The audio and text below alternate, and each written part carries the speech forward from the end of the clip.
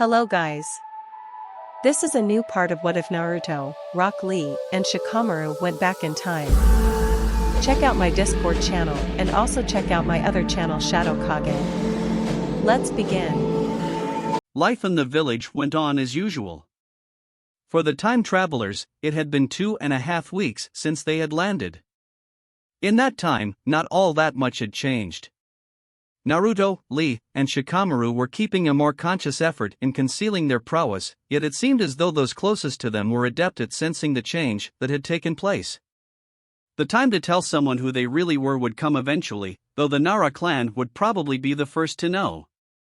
After all, the patriarch and matriarch were barely letting the kids out of their sight. For one, Shikaku had actively invited Naruto and Lee for bonding time with Shikamaru at least thrice a week.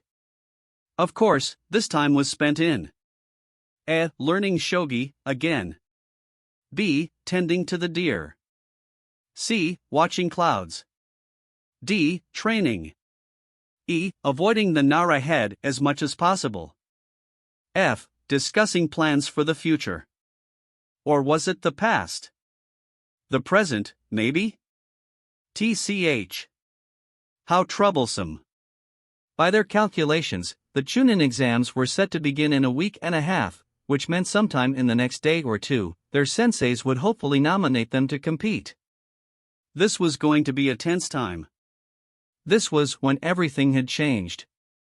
Sasuke had been bitten, Orochimaru had attacked, Suna had almost invaded Konoha, Gaara went to sleep and unleashed Shikaku, and most importantly, the Sandaime was killed.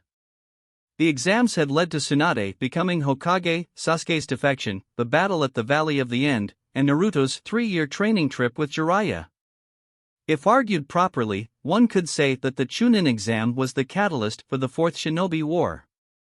Which is why the three of them had to come up with a decent battle plan that included making sure Sasuke didn't get bitten by the snake, though they had plans in case he was bitten as well. Gaara didn't crush Lee, and they had to make sure that Shikamaru didn't jump Temari's bones the second he saw her. Naruto and Lee didn't want to become uncles this young. Naruto. Shikamaru watched the clouds shift in the sky, a slight breeze ruffling his hair. At the current moment, the time travelers were in Shikamaru's home, enjoying a Sunday without any obligations. It had been a crazy and hectic week. From seeing dead people, to dealing with their fluctuating emotions, to warding off suspicion, they were just glad that they had some time to rest. It was the calm before the storm. Nani, Shika? The future Hokage was currently feeding grass to a curious fawn. To Naruto's left, Lee was doing the same thing with this deer's mother. Much to the Nara clan's amusement, the deer were more taken with the two outsiders than anyone in the clan. Every time Lee and Naruto visited, the deer had to pay a visit to the boys. Genki Desuka? He shifted to see Naruto pause in petting the baby deer's soft fur. Hi. Don't lie, Naruto-kun. Lee's voice was oddly reproachful. We know you the best. You're not all right. You've been troubled about something. Please share. Gomenasai, Okasama. Naruto grumbled, shooting Lee an annoyed look, who looked mildly disturbed at being compared to a mother. Those two, they knew exactly when he was down. It was both the greatest feeling in the world, as well as a pain in the ass. Well, Lee looked at the younger boy expectantly. Go on. Under Shikamaru and Lee's stares, Naruto gave in. Yes, something had been bothering him, and no, it had nothing to do with whether or not he believed if they could change fate. Because he knew they could. It's just that. He paused, squinting in the sun's bright light. I feel as though I've made things worse with my teen rather than better. I mean, sure, Sakura's mellowed down slightly, and Kakashi is a bit more forthcoming, but it's not them who I'm concerned about. Sasuke. Shikamaru muttered darkly. Naruto nodded, a frown on his face. I'm really trying to be civil to the bastard, but as cliché as it sounds, I'm not the problem, he is. He gently ran his hands over the grass, his actions concealing the agitation he was really feeling. Was I really that bad, Futari Domo? Was I blind to reality? I realized far too late that Sasuke is nothing more than an avenger. I was just so goddamn foolish. After that day with the mission here at the clan house, I downplayed myself severely. I know for a fact that Kakashi isn't buying this stupid act at all, but Sakura and Sasuke are. I've lost every match to Sasuke on purpose. He gritted his teeth and looked between his two best friends who had slight frowns on their faces as well. I don't know how long I can do it for.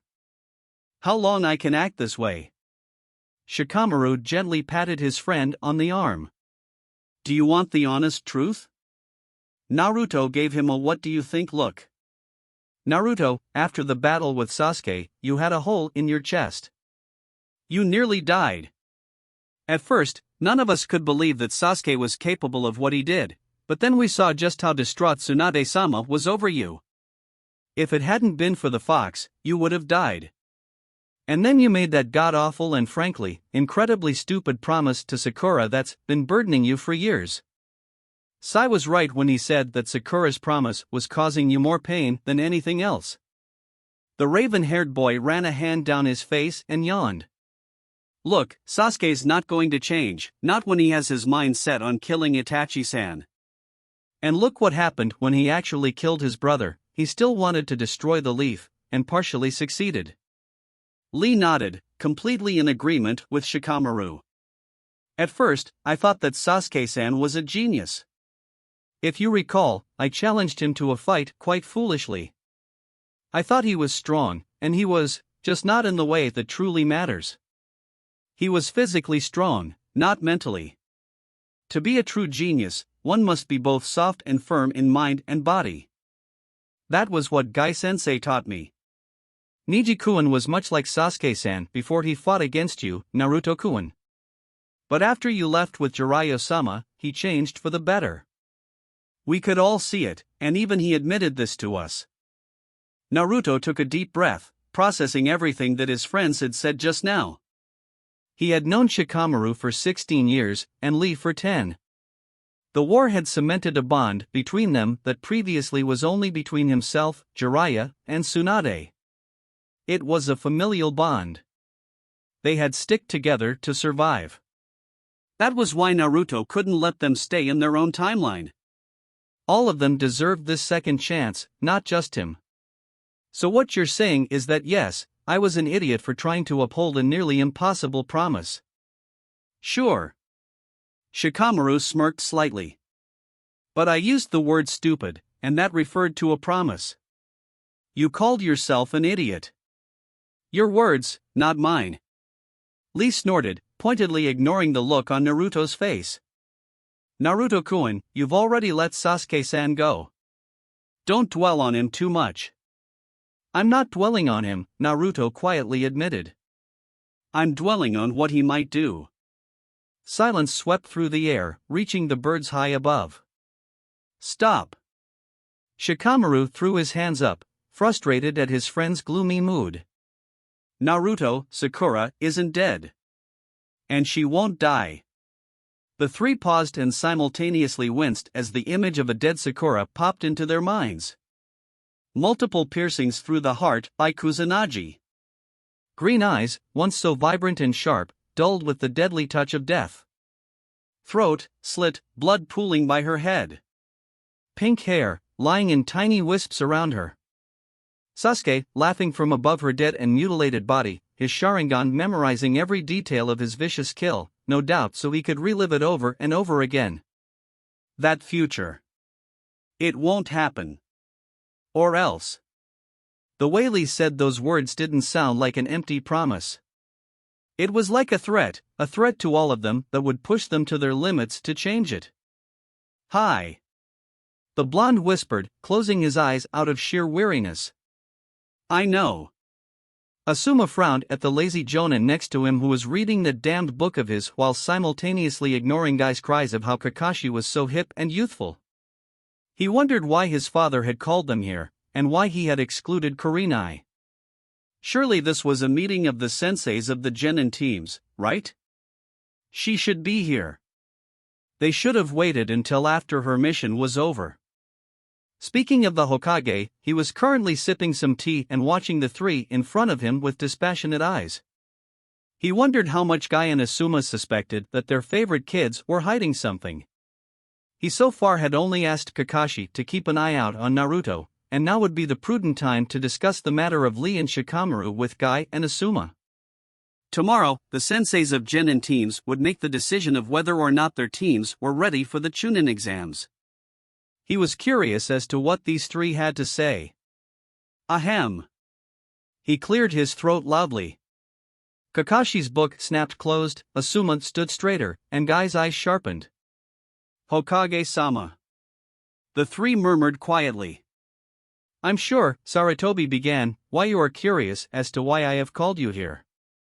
Without any more explanation, he opened a drawer to withdraw something, and placed it on his desk. His jonin curiously glanced at it, puzzlement marring their faces at the images they were being shown. Hokage-sama, these are. Guy began. Our students. Asuma finished. A separate photo of Naruto, Lee, and Shikamaru lay on the desk.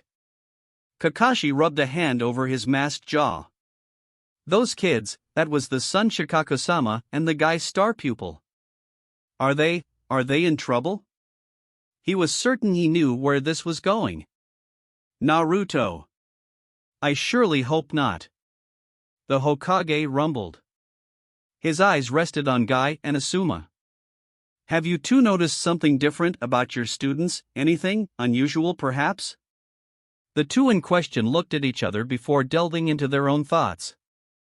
Guy narrowed his eyes on Lee's picture, concentrating on the actions of the kid over the past week. Indeed, ever since he had fought Niji, Lee had been acting a bit differently. A bit more quiet and a bit less brash, but still the Lee he knew. Was it possible that something had happened to his student that he wasn't aware of, and this incident involved the other two as well? Asuma thought over the slight anomalies he had found with Shikamaru. The over-attentiveness he paid to all of them, the way he would look at his team members and sigh ever so slightly, the less time he spent gazing at clouds or sleeping. It was a bit strange, but not worth anything to report to the Hokage. But what did Shikamaru have anything to do with the other two? So? Sarutobi questioned, noticing the furrow in his son's forehead and the way Guy was gazing off into the distance. It looked like they had found something. What is this about? Asuma demanded, his tone slightly accusatory. The Hokage motioned for them to take a seat, which they did with slight trepidation. Out of all of them, Kakashi was the most informed, and even he wasn't sure what was going on. A little while back, Shikaku-san came into my office and told me that these three, he gestured to the photos, have been training together. What? Kakashi was taken aback. Training? He had assumed that the other two were the reason for Naruto's change, but training? The looks on Asuma and Guy's faces held the same surprise that he had. Sarutobi nodded. Indeed. Shikaku-san was first made aware of this fact when Shikamaru-kun invited Lee-kun and Naruto-kun for a sleepover. It was then that he discovered that Naruto-kun was a sensory type. Guy and Asuma looked over to Kakashi, who confirmed the Hokage's statement with a nod. He's good and a natural at picking things up, but he could be better with the right instruction. I asked Kakashi to watch over Naruto, to make sure that nothing odd is going on. It hasn't, discounting the fact that we haven't seen a prank from him in a week. He hasn't demanded to take my hat, he hasn't declared his intention to become Hokage over and over again, and he certainly hasn't complained when I give teams 7 D ranks. In that way, Guy began slowly, drawing parallels between the blonde boy and his own genin. Lee has changed as well. He is more reserved. Sometimes, he seems almost sad. And Shikamaru, he has these wistful glances towards Ino, Chuji, and even me sometimes. He's more motivated, but I figured that's because he's finally realized that lazing around gets him nowhere. He has to put his smarts to use. Asuma added, his students' actions making a bit more sense. Shikaku-san has voiced his concern that they are hiding something, and I am inclined to agree with him. Sarutobi huffed slightly, not liking the Commander Jonin's assessment at all. I've known Naruto all of his life, and I know that he is not capable of hiding much from me, or so I thought. The boy, as those Chunin and Jonin who have chased him around town after a prank know, is very slippery when he needs to be. He has changed, and Kakashi can attest to that. I believe that this change was wrought from the mission from Wave that Team 7 was assigned a month or two back. With Zabuza? Asuma questioned. Almost all of the Jonin knew of Kakashi's team taking on the Demon of the Mist and saving a town in the process. It was a C-rank turned A-rank mission after all. Naruto even had a bridge named after him. Kakashi snorted slightly. The Great Naruto Bridge. That's the one. Sarutobi affirmed, blatant pride on his face. I think that this mission made him see our world, our Sekai, for what it really is. And he shed whatever shield he was putting up for himself. But that doesn't explain the change in our kids as well. Asuma said after a period of silence. Doesn't it? Sarutobi raised a brow. 3 genin, 3 deadlasts, 3 different personalities. All of them have shown changes at the exact same time, right? This is not a coincidence. Naruto might have told them what happened in the mission, and they decided to grow up. Though this is a weak explanation, it will have to do for now. While I do believe that they are hiding some abilities, I do not think that there is anything darker going on. But I want all of you to watch them closely. Don't tail them, don't do anything to make them suspicious of you. Just try to spot changes, even the most minute of things, and see how that compares with what they previously did. After a period of silence, the 3 Jonin nodded and agreed with the Hokage. Do you think they are ready for the Chunin exams? The old man asked quietly, gauging their reactions carefully. I will tell you tomorrow, Hokage-sama. Kakashi said with a tone of finality. In truth, he wasn't too sure, and he needed some time to think over it. The other 2 concurred with their fellow Jonin and left the building with respectful goodbyes to their leader. Outside the compound, they stood in civil silence, watching the hustle and bustle of the city go by. What do you think? Kakashi carefully masked the interest in his voice through reading his book. The more I think about it, the more I can see the changes. Guy said, his voice lacking the usual dose of youth that it usually had. Same. Asuma grumbled, taking a long drag of his cigarette. I didn't think those 3 of all people would be training together though. It is a surprise. Kakashi murmured. But once you've seen the way Naruto interacts with the Nara family, I guess it makes sense. They've taken a liking to him. Really? Asuma questioned. Shikamaru really had been hiding stuff from him, especially his rather eccentric friendships. Why don't we do this? Why don't we invite just our 3 teams for dinner tonight at around 6? Kurenai's squad is on a mission to deliver some scrolls, so they won't be here until a couple more days. This way, the 3 of them will be together, and then we can see how they interact with each other. Excellent idea, Asuma-san. I shall let my team as soon as I can. Kakashi sighed at Guy's loud proclamation. He had been rather enjoying this somber guy, and was put off by his reversal of emotions. Hi. Asuma raised a hand at fellow Jonins. Ja-ni. He vanished in a swirl of leaves, leaving Guy and his hip rival. Kag-dash. Ja-ni. Kakashi left the same way as Asuma, leaving just Guy and a bunch of leaves on the ground.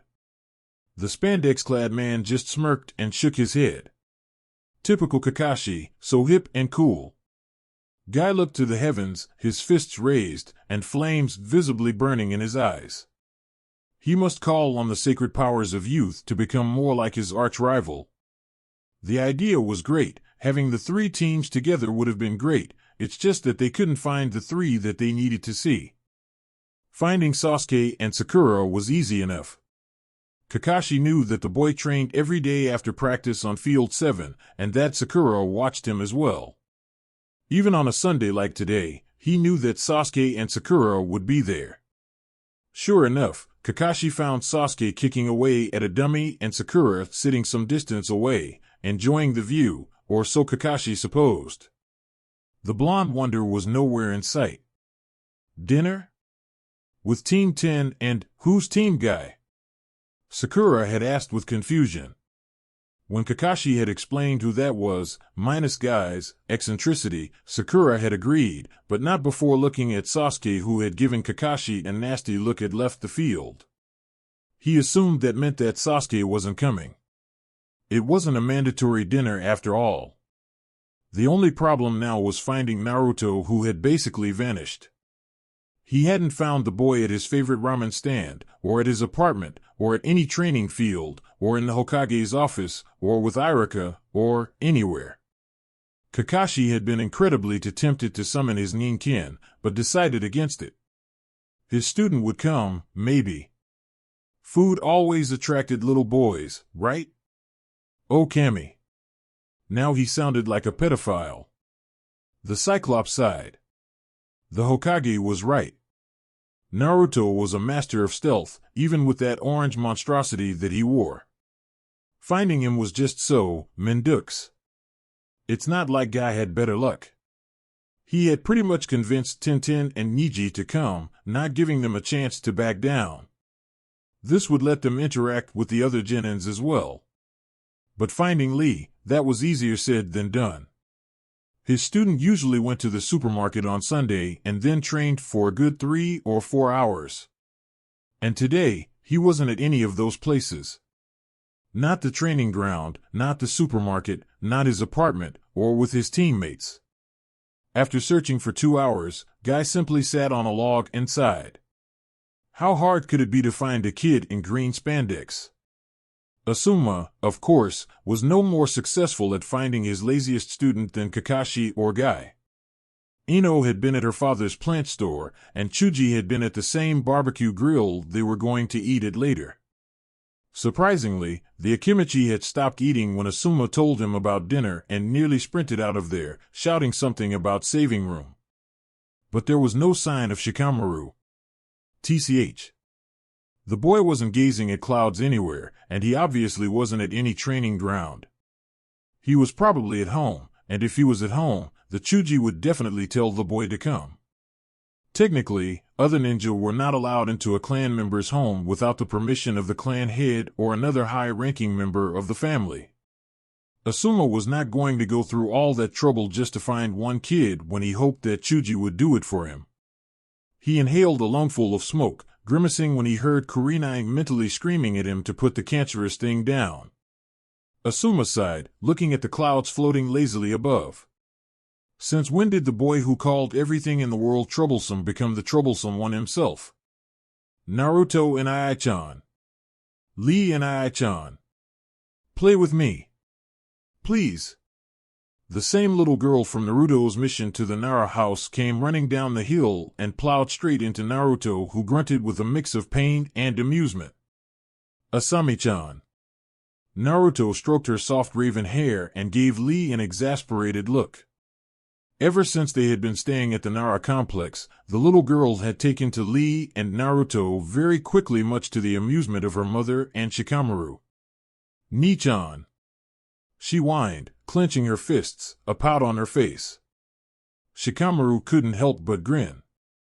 She reminded him so much of Asuma Jr., who was so full of life and joy before he and Kurenai were killed when their house collapsed. The Nara refused to let those thoughts cloud his mind and focused on Naruto's vibrant smile as he let the little girl bounce up and down on his stomach. Naruto, that man was a natural with kids, and he didn't even know it. Hi, Haim-sama.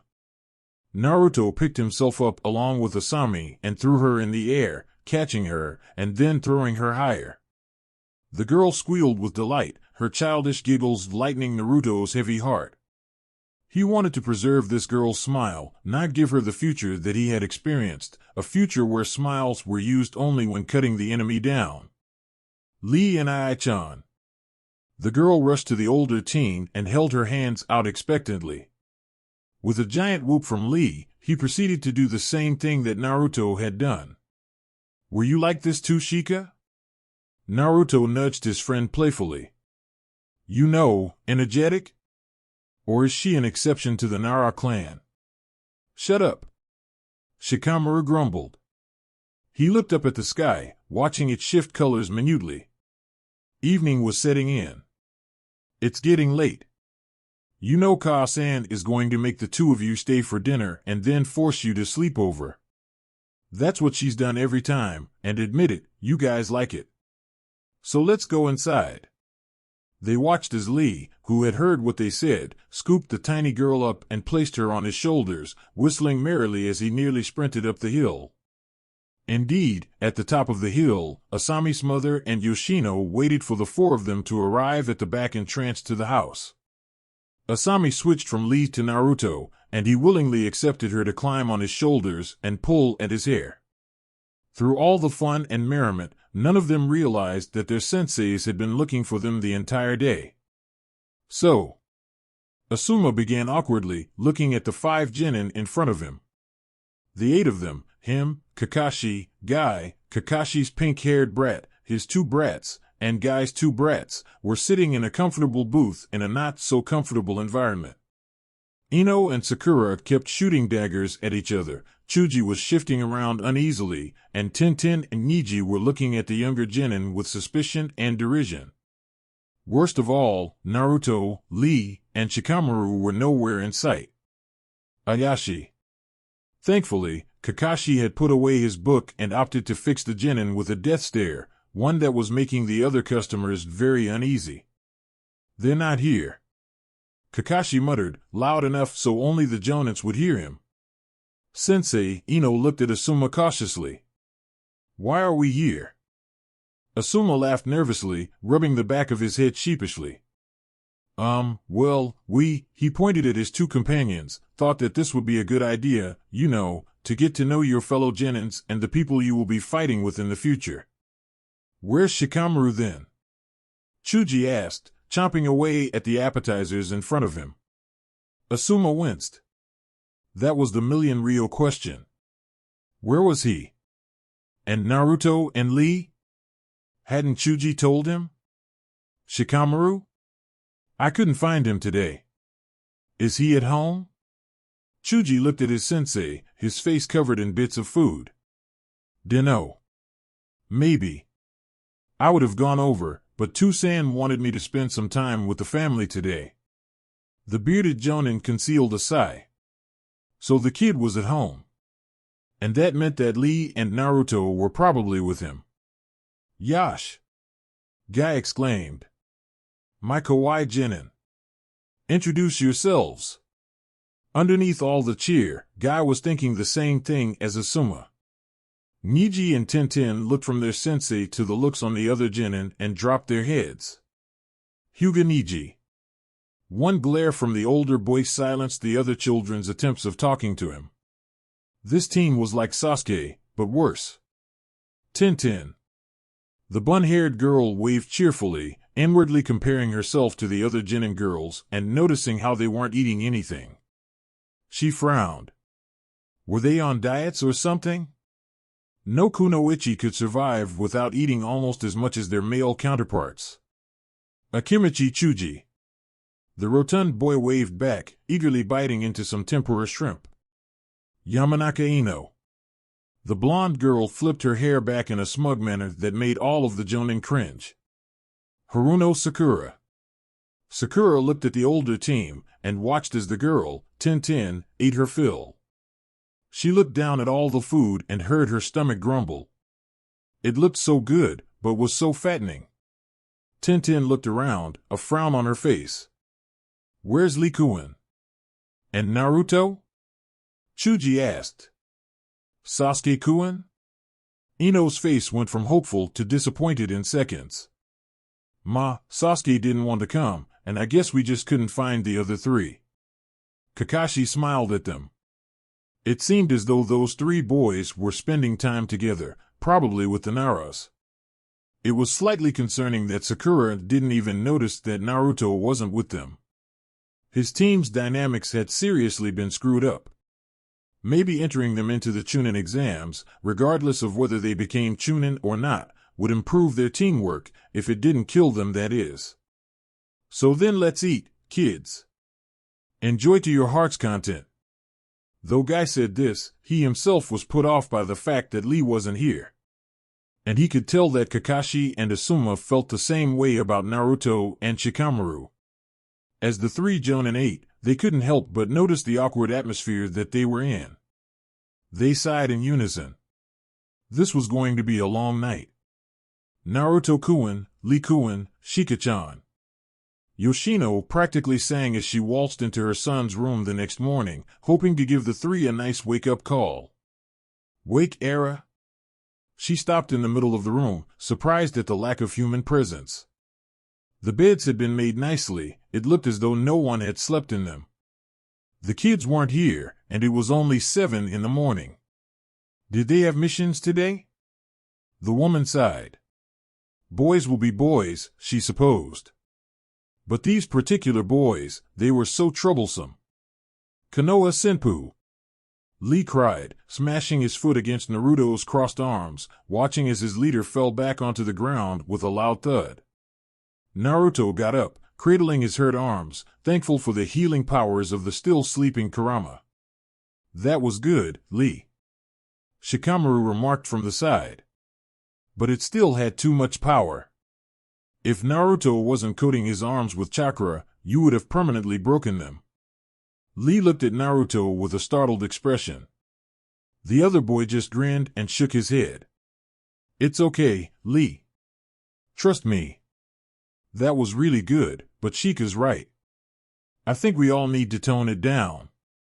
He gestured to the training field, which was destroyed once again. Naruto pinched his forehead in exasperation and sat back on the ground with a childish expression. Mao. It's been like 2 weeks and a half since we've been back, and we have only progressed slightly. And the best out of all of us is obviously Shikamaru, but he's a freaking genius, so I'm not counting him. We've only got 2 more weeks till the Chunin exams, and today is the day we may or may not get nominated. Mendux. Mama, Naruto-kun. Lee placated the annoyed man/boy. At least we're not destroying trees while trying to climb them. It was true. They had regulated their chakra enough so that they could cling to any surface now, water included. That was the only upside to their predicament. TCH, whatever. Naruto grumbled, still not uncrossing his arms. Lee shook his head fondly. Really, Naruto-kun, you're like a cross between Shikamaru and your old self right now. Shikamaru glanced at Naruto, who was chuckling softly. We've all changed, you know. And we've spent so much time with each other that it's hard not to copy the others at times. Even you, Lee, you've become more serious. Circumstances force us to cast a hinge on ourselves. Naruto said, a sad smile on his face. The last thing Kakashi-sensei said to me was, don't ever change, Naruto. But that just wasn't possible. It's for the best, really. Lee stated. To face what is coming, we must grow up. Shikamaru breathed in deeply, wondering for how much longer Konoha would still retain this sweet smell before it would be filled with the coppery tang of blood. Suddenly, his eyes widened. Guys, what day is it today? He demanded. Naruto and Lee looked at us quizzically. Naruto's face morphed into one of comprehension, as did Lee's. Well, crap. Lee deadpanned. Just lovely. The other two just sighed in resignation. Today was the day that Gaara was coming to town. Which meant that Temari would also be there. Which meant that Shikamaru was about to see his wife for the first time in a long time.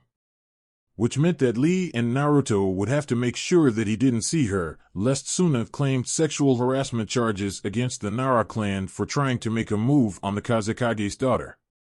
All in a day's work for the Hokage and his subordinates. Gathered in the Hokage's office were all of the instructors of the Genin teams. Kurenai, who had just returned from a C-rank mission with her team, was standing proudly beside Asuma, eager to nominate her squad. They were ready for whatever challenges came their way. She was sure of it. Amazingly enough, Kakashi was on time for this meeting, probably because the Hokage had told him that it would be at 8 in the morning instead of its actual time of 11. In the corner stood Yumano Iruka, the academy instructor who also served as an aide to the Hokage from time to time. He would be the one making tallies as to who was participating and who was not. The Hokage himself was seated behind his desk, lazily puffing away on his pipe. He fixed a calculating gaze on Guy, Kakashi, and his son, who returned it without so much as a flinch. He was most interested as to what these three were going to do. Sa-te, let's begin. Let the record show that this meeting has been called to announce which of Konoha's genin teams will be nominated for this year's Chunin exams that are being held in Konoha. He paused and looked around, his eyes landing on a certain jonin. Reidu. The scarred jonin snapped to attention. Hi, Hokage-sama. Team 3 does not qualify. As you already know, Fujiwara Natsumi has quit, and the other two are certainly not fit. Iruka made a careful mark in his notebook. Gunma. The bandana-wearing, senbon-chewing jonin just gave the Hokage a blank look. No. Many jonin around him snickered. No. The Hokage repeated. No. Gunma reaffirmed. Hell no. He added as an afterthought. I do not nominate Team 5. Hiruzen snorted softly, but moved on. Kurenai-chan. What about your team? The Genjutsu mistress beamed with pride. Team 8 has my nomination. They truly are a wonderful team. Iruka's pen paused as he hesitantly ticked off Team 8. A rookie team? Were they ready? The Hokage nodded, but not before checking Asuma, Guy, and Kakashi's reactions. They looked intrigued. Aoba. The sunglass-wearing jonin simply nodded his head. Hi. My team is ready, I think. He added in an undertone. I nominate Team 6. Sarutobi looked to Guy. Guy, your team? Guy gave the Hokage a blindling, literally, smile. Hai Hokage-sama and my youthful genin are more than ready for this challenge. I nominate Team Guy. I hear that Guy's prodigy and that Hyuga kid are quite good. Reidu whispered to Aoba, who nodded. The Kunoichi is supposed to be a weapons mistress. Asuma, you? Sarutobi wanted to hear more about his son's team. The bearded jonin put his hands in his pockets and slumped slightly. Those three are the new Inoshikacho. Of course they're nominated. Mutterings were heard all around the room. 2 rookie genin teams? And then that left, Kakashi-kun. Team 7? Hiruzen was waiting for this. 2 rookie teams plus guys. If Kakashi would nominate his own team, then this exam truly would be interesting. Kakashi looked at Asuma and Guy, who gave him speculative glances. He wanted to see Naruto's true potential, as well as Shikamaru's and Lee's. The exams were the only way to do so. While he wasn't confident that they would do well as a team, they worked together when it really counted. His gaze transferred to the Hokages, and he nodded slightly. Team 7 is nominated as well. Oi, Kakashi, you sure? Genma asked him worriedly. And you as well, Asuma-san, Kurenai-san? Are your teams truly ready? If they weren't, we wouldn't nominate them. Kakashi said with a hint of menace. Genma's words did strike a chord though. Was his team ready? Maybe, maybe not, but they would participate. Iruka had been standing quietly so far, but he wouldn't after Kakashi's announcement. He held great respect for the copy ninja, but, Naruto. Hokage-sama. You can't let them enter 3 rookie teams into the exams. People die. They're not ready. Please recons dash. By they, Kakashi cut across sharply, pinning a glare to the instructor who shrank back ever so slightly. You're referring to Naruto, right? What? Iruka exclaimed, not willing to accept defeat. No. I taught those kids. I know that some of them are qualified, but certainly not all of them. There was a tick in Kakashi's jaw that only he could feel. Though he knew that Iruka was one of the few who genuinely cared for Naruto, it annoyed him that he was going to ruin that kid's chance of participating. Once again, by them, you mean Naruto. There was deadly silence as Kakashi inhaled and exhaled audibly. When Kakashi got mad, he really got mad. Uzumaki Naruto. Kakashi's soft voice carried an undertone of annoyance and anger to it. Is no longer your student, Umino.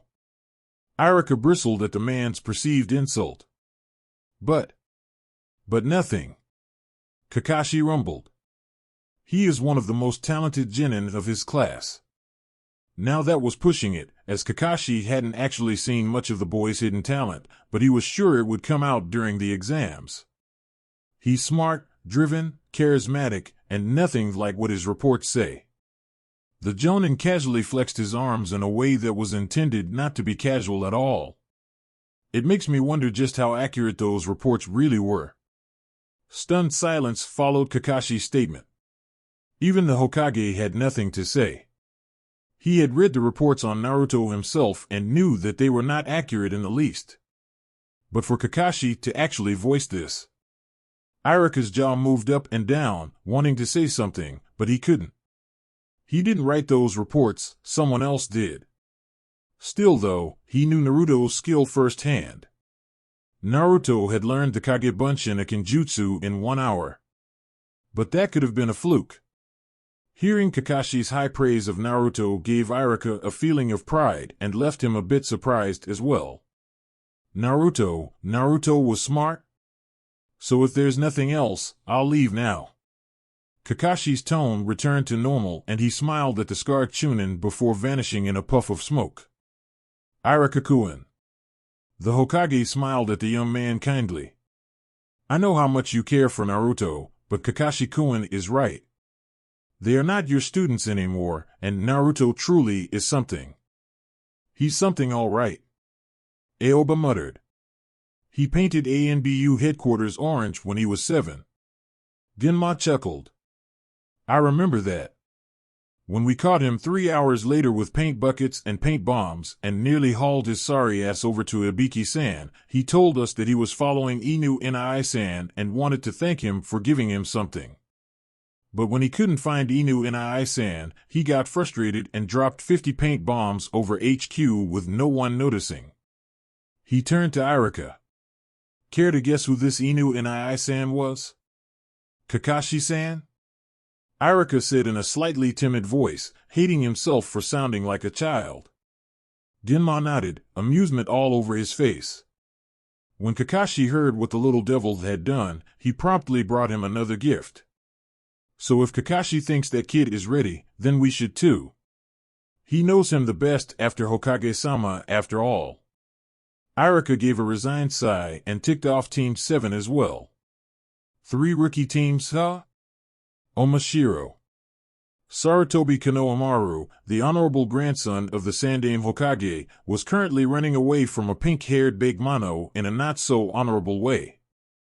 It had all started when he was with his Naruto Nai-chan. Flashback.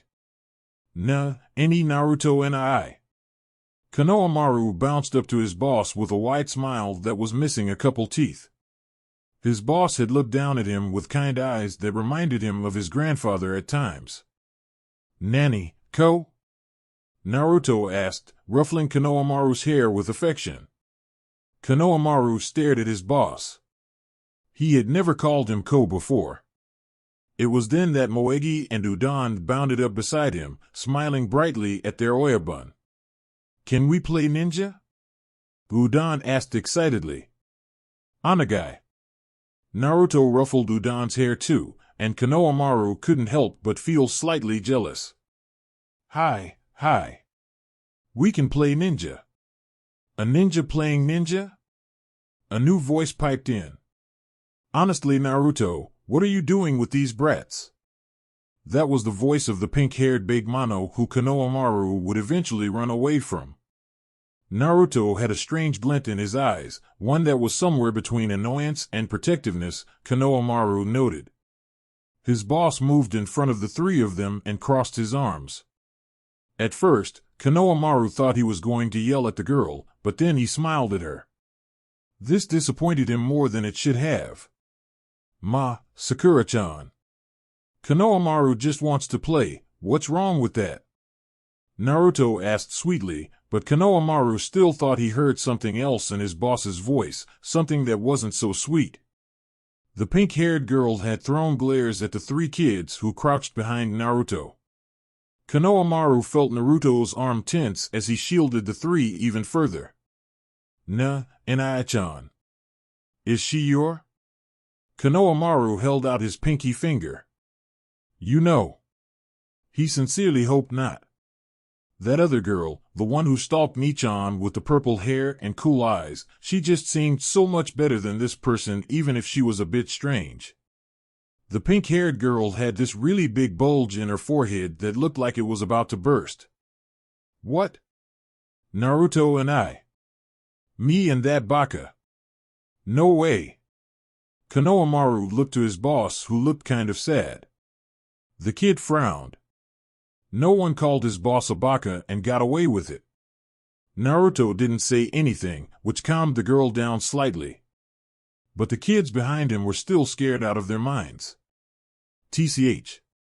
Konohamaru snorted. As if our boss who is cool and handsome would like a girl with pink hair. And that's when his boss told all of them to run. Flashback end. Why didn't I keep my mouth shut? Konohamaru asked himself as he ran through the streets, still feeling the killer intent of the pink-haired witch whose name was Sakura. Baka baka baka baka baka Beauf. Konohamaru felt himself falling into something soft but hard before he was pulled up by his shirt rather roughly. The next thing he knew, he was looking into the eyes of another monster. But this one was a man who looked like he had come from a kabuki theater. Oigaki. How dare you run into me? The monster spat in Konohamaru's face. Don't you know who I am? Konohamaru looked at the man, noticing that he wasn't actually a man, but a teenager, and also that he had a headband that was different from Konoha's. Was this an invasion by foreigners? What was going on? Konohamaru struggled with all of his might to break free of the person's grip so he could alert the village of an attack. Kankuro. Konohamaru looked to his right and saw that another person, a teenage girl, was talking. She had 4 pigtails, and her hair was almost the same color as Naruto and I's. She had a huge fan strapped to her back as well. Let the gaki go. The girl drawled, sending a cold shiver down Konohamaru's spine.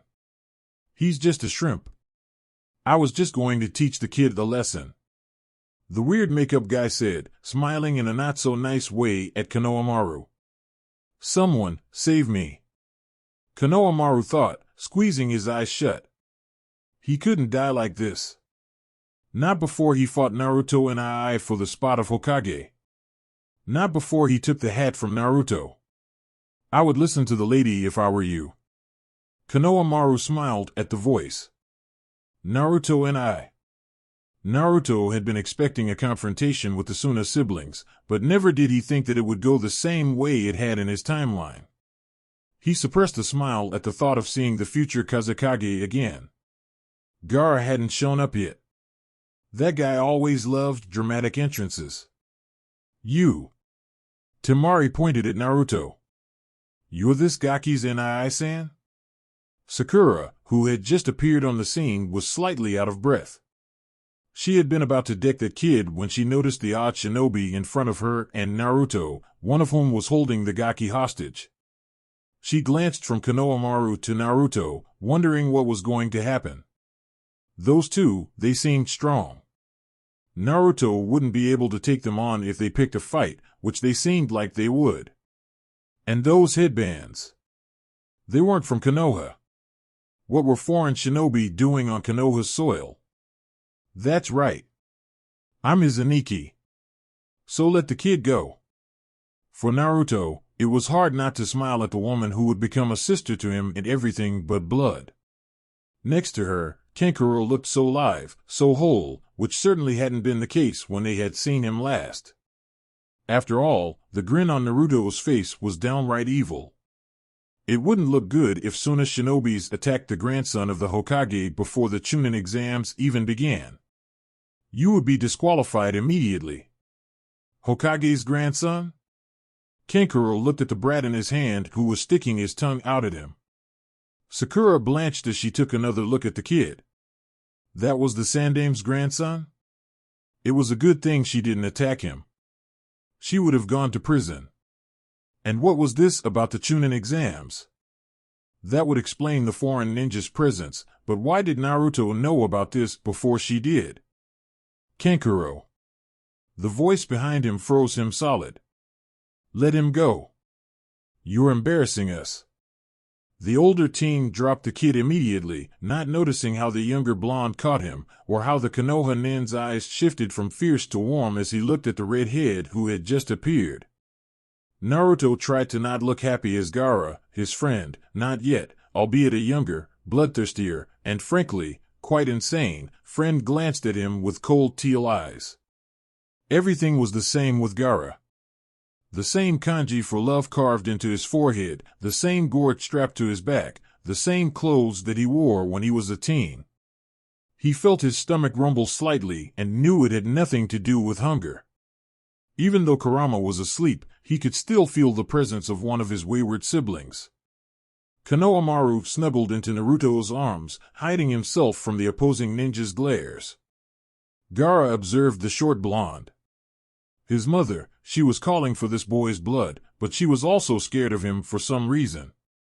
Mother was never scared, and if she was scared, then he would have to eliminate this flea. It would be an interesting fight. This boy, he was strong, or at least he seemed strong. Gaara couldn't wait to fight him. However, there was something else. The boy, he seemed familiar. Or that's what his mother thought. You, what's your name? Gaara pointed at Naruto, who looked back at him passively. Uzumaki Naruto. The boy gave him a piercing look. This is Haruno Sakura, my teammate. He gestured to the annoying girl next to him. What's yours? Gaara raised an eyebrow. HMPF, Sabaku no Gaara. These are my siblings, Temari and Kankuro. The boy walked past Naruto, who was currently trying to hold in quite a bit of laughter. He held Gaara's eye contact as the other boy stopped. The future Kazekage and Hokage sized each other up before Gaara snorted derisively. Uzumaki Naruto. Mother wants your blood. Gaara said without a trace of emotion, turning on his heel with his brother and sister following him cautiously. Naruto gently placed a shivering Konohamaru on the ground and stared at Gaara's retreating figure with sadness and amusement together. It was somewhat confounding how the Gaara of the future had once been the Gaara who had just been in front of him. It resonated within his heart that he, Uzumaki Naruto, was the one who had helped change the Kazekage into the man that he had been. Which is why Naruto would do everything in his power to help Gaara once again. Good to see you too, bro. He whispered softly before holding Konohamaru's hand and leading him back into the village, simply listening to the younger boy squeal about how awesome his Aniki was. Throughout all of this, Sakura watched as Naruto and the brat left, wondering when Naruto, the dead last, had become so cool. Up above, in a tree, 3 genin wearing headbands with music notes on them watched this interaction very carefully. Orochimaru-sama ordered us to gather intel on Uchiha Sasuke. Those two are his teammates. One of the genin said. Shouldn't we report this Uzumaki fellow to Orochimaru-sama? He seems pretty strong. Another one said. The third scoffed. No. Our target is the Uchiha and the Uchiha only. Besides, if this other genin was that strong, then we would have heard about him. Without rustling the leaves of the tree, they vanished, no doubt meeting with their master. And just like that, the wheels had been set in motion. Now let's see where the car takes us. Hi! Here you go! Kakashi exclaimed cheerfully, giving his genin a slip of paper. Kakashi-sensei, this is... Sakura looked at him with giant eyes. HN? Chunin exams? Sasuke grunted with interest. Perfect. Now this was a place where he could truly unleash his power and face other strong opponents instead of weaklings like Naruto and Sakura. Just thinking of a fight made his blood hot. Really, sensei? Really? Naruto tried to hug Kakashi, who was carefully keeping the ecstatic genin at bay. Yes, Naruto.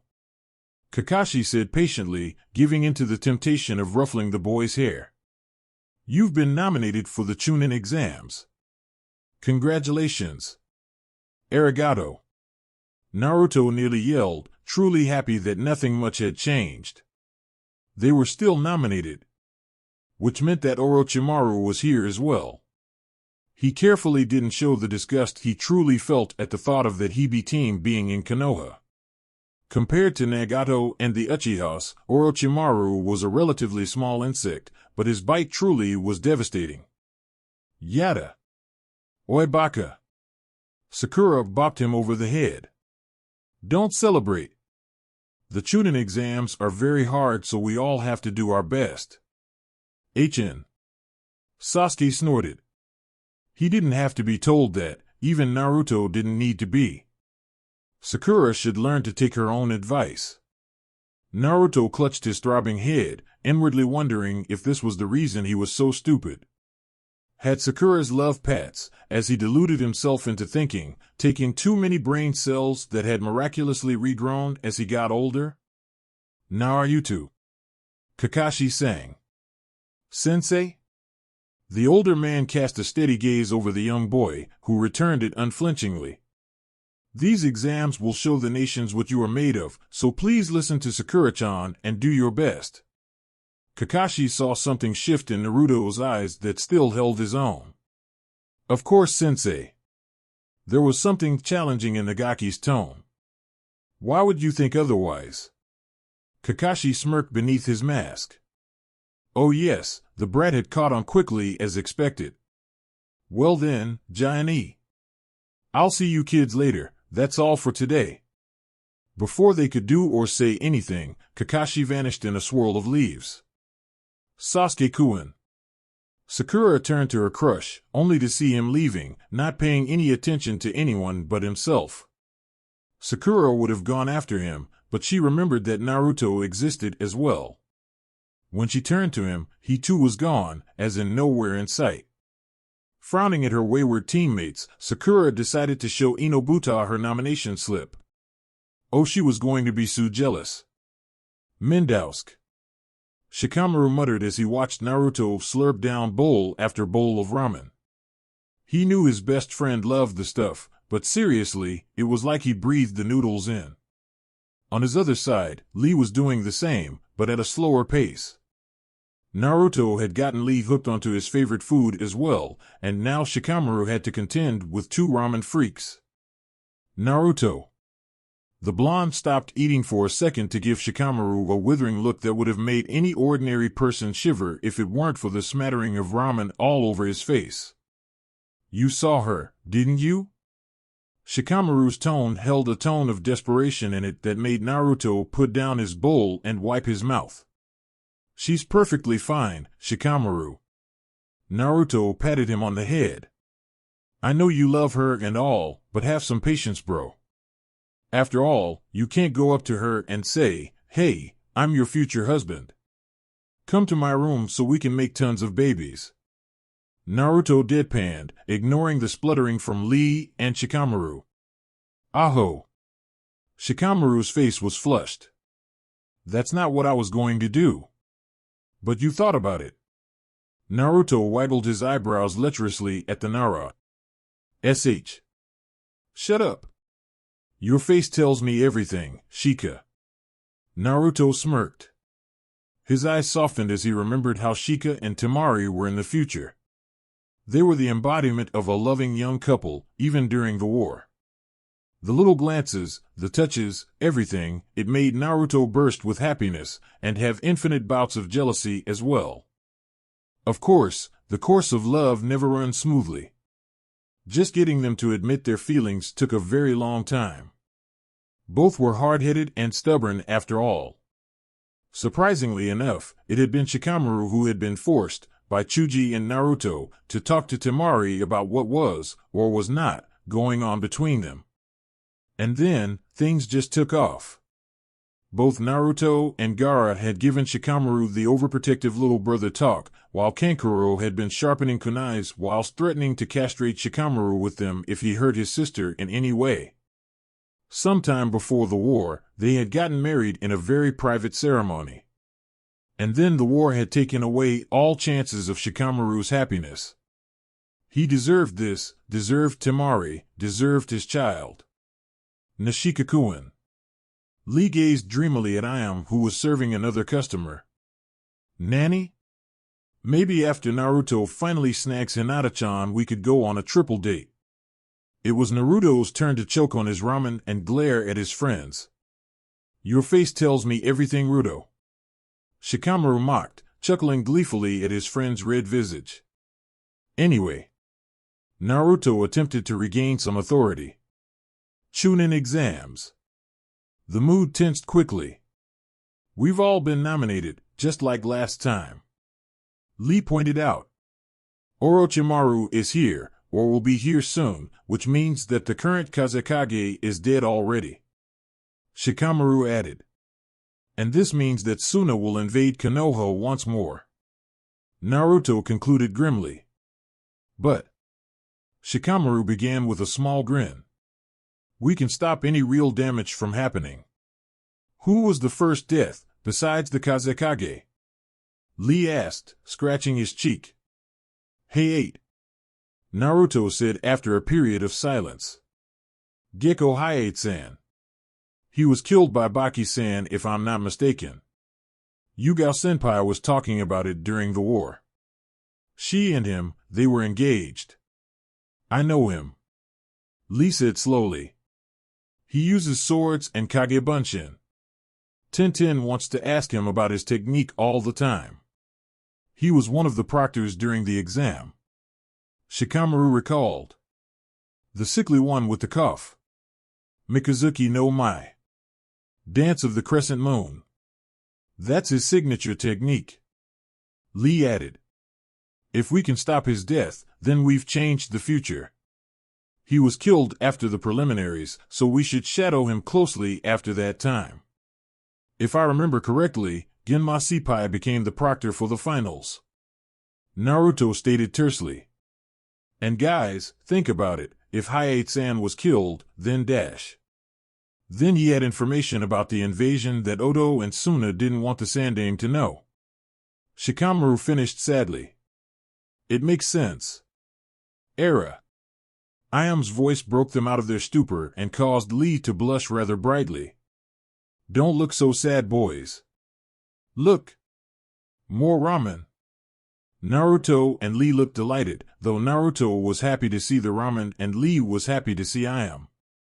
Shikamaru just leaned his cheek against his palm and shook his head.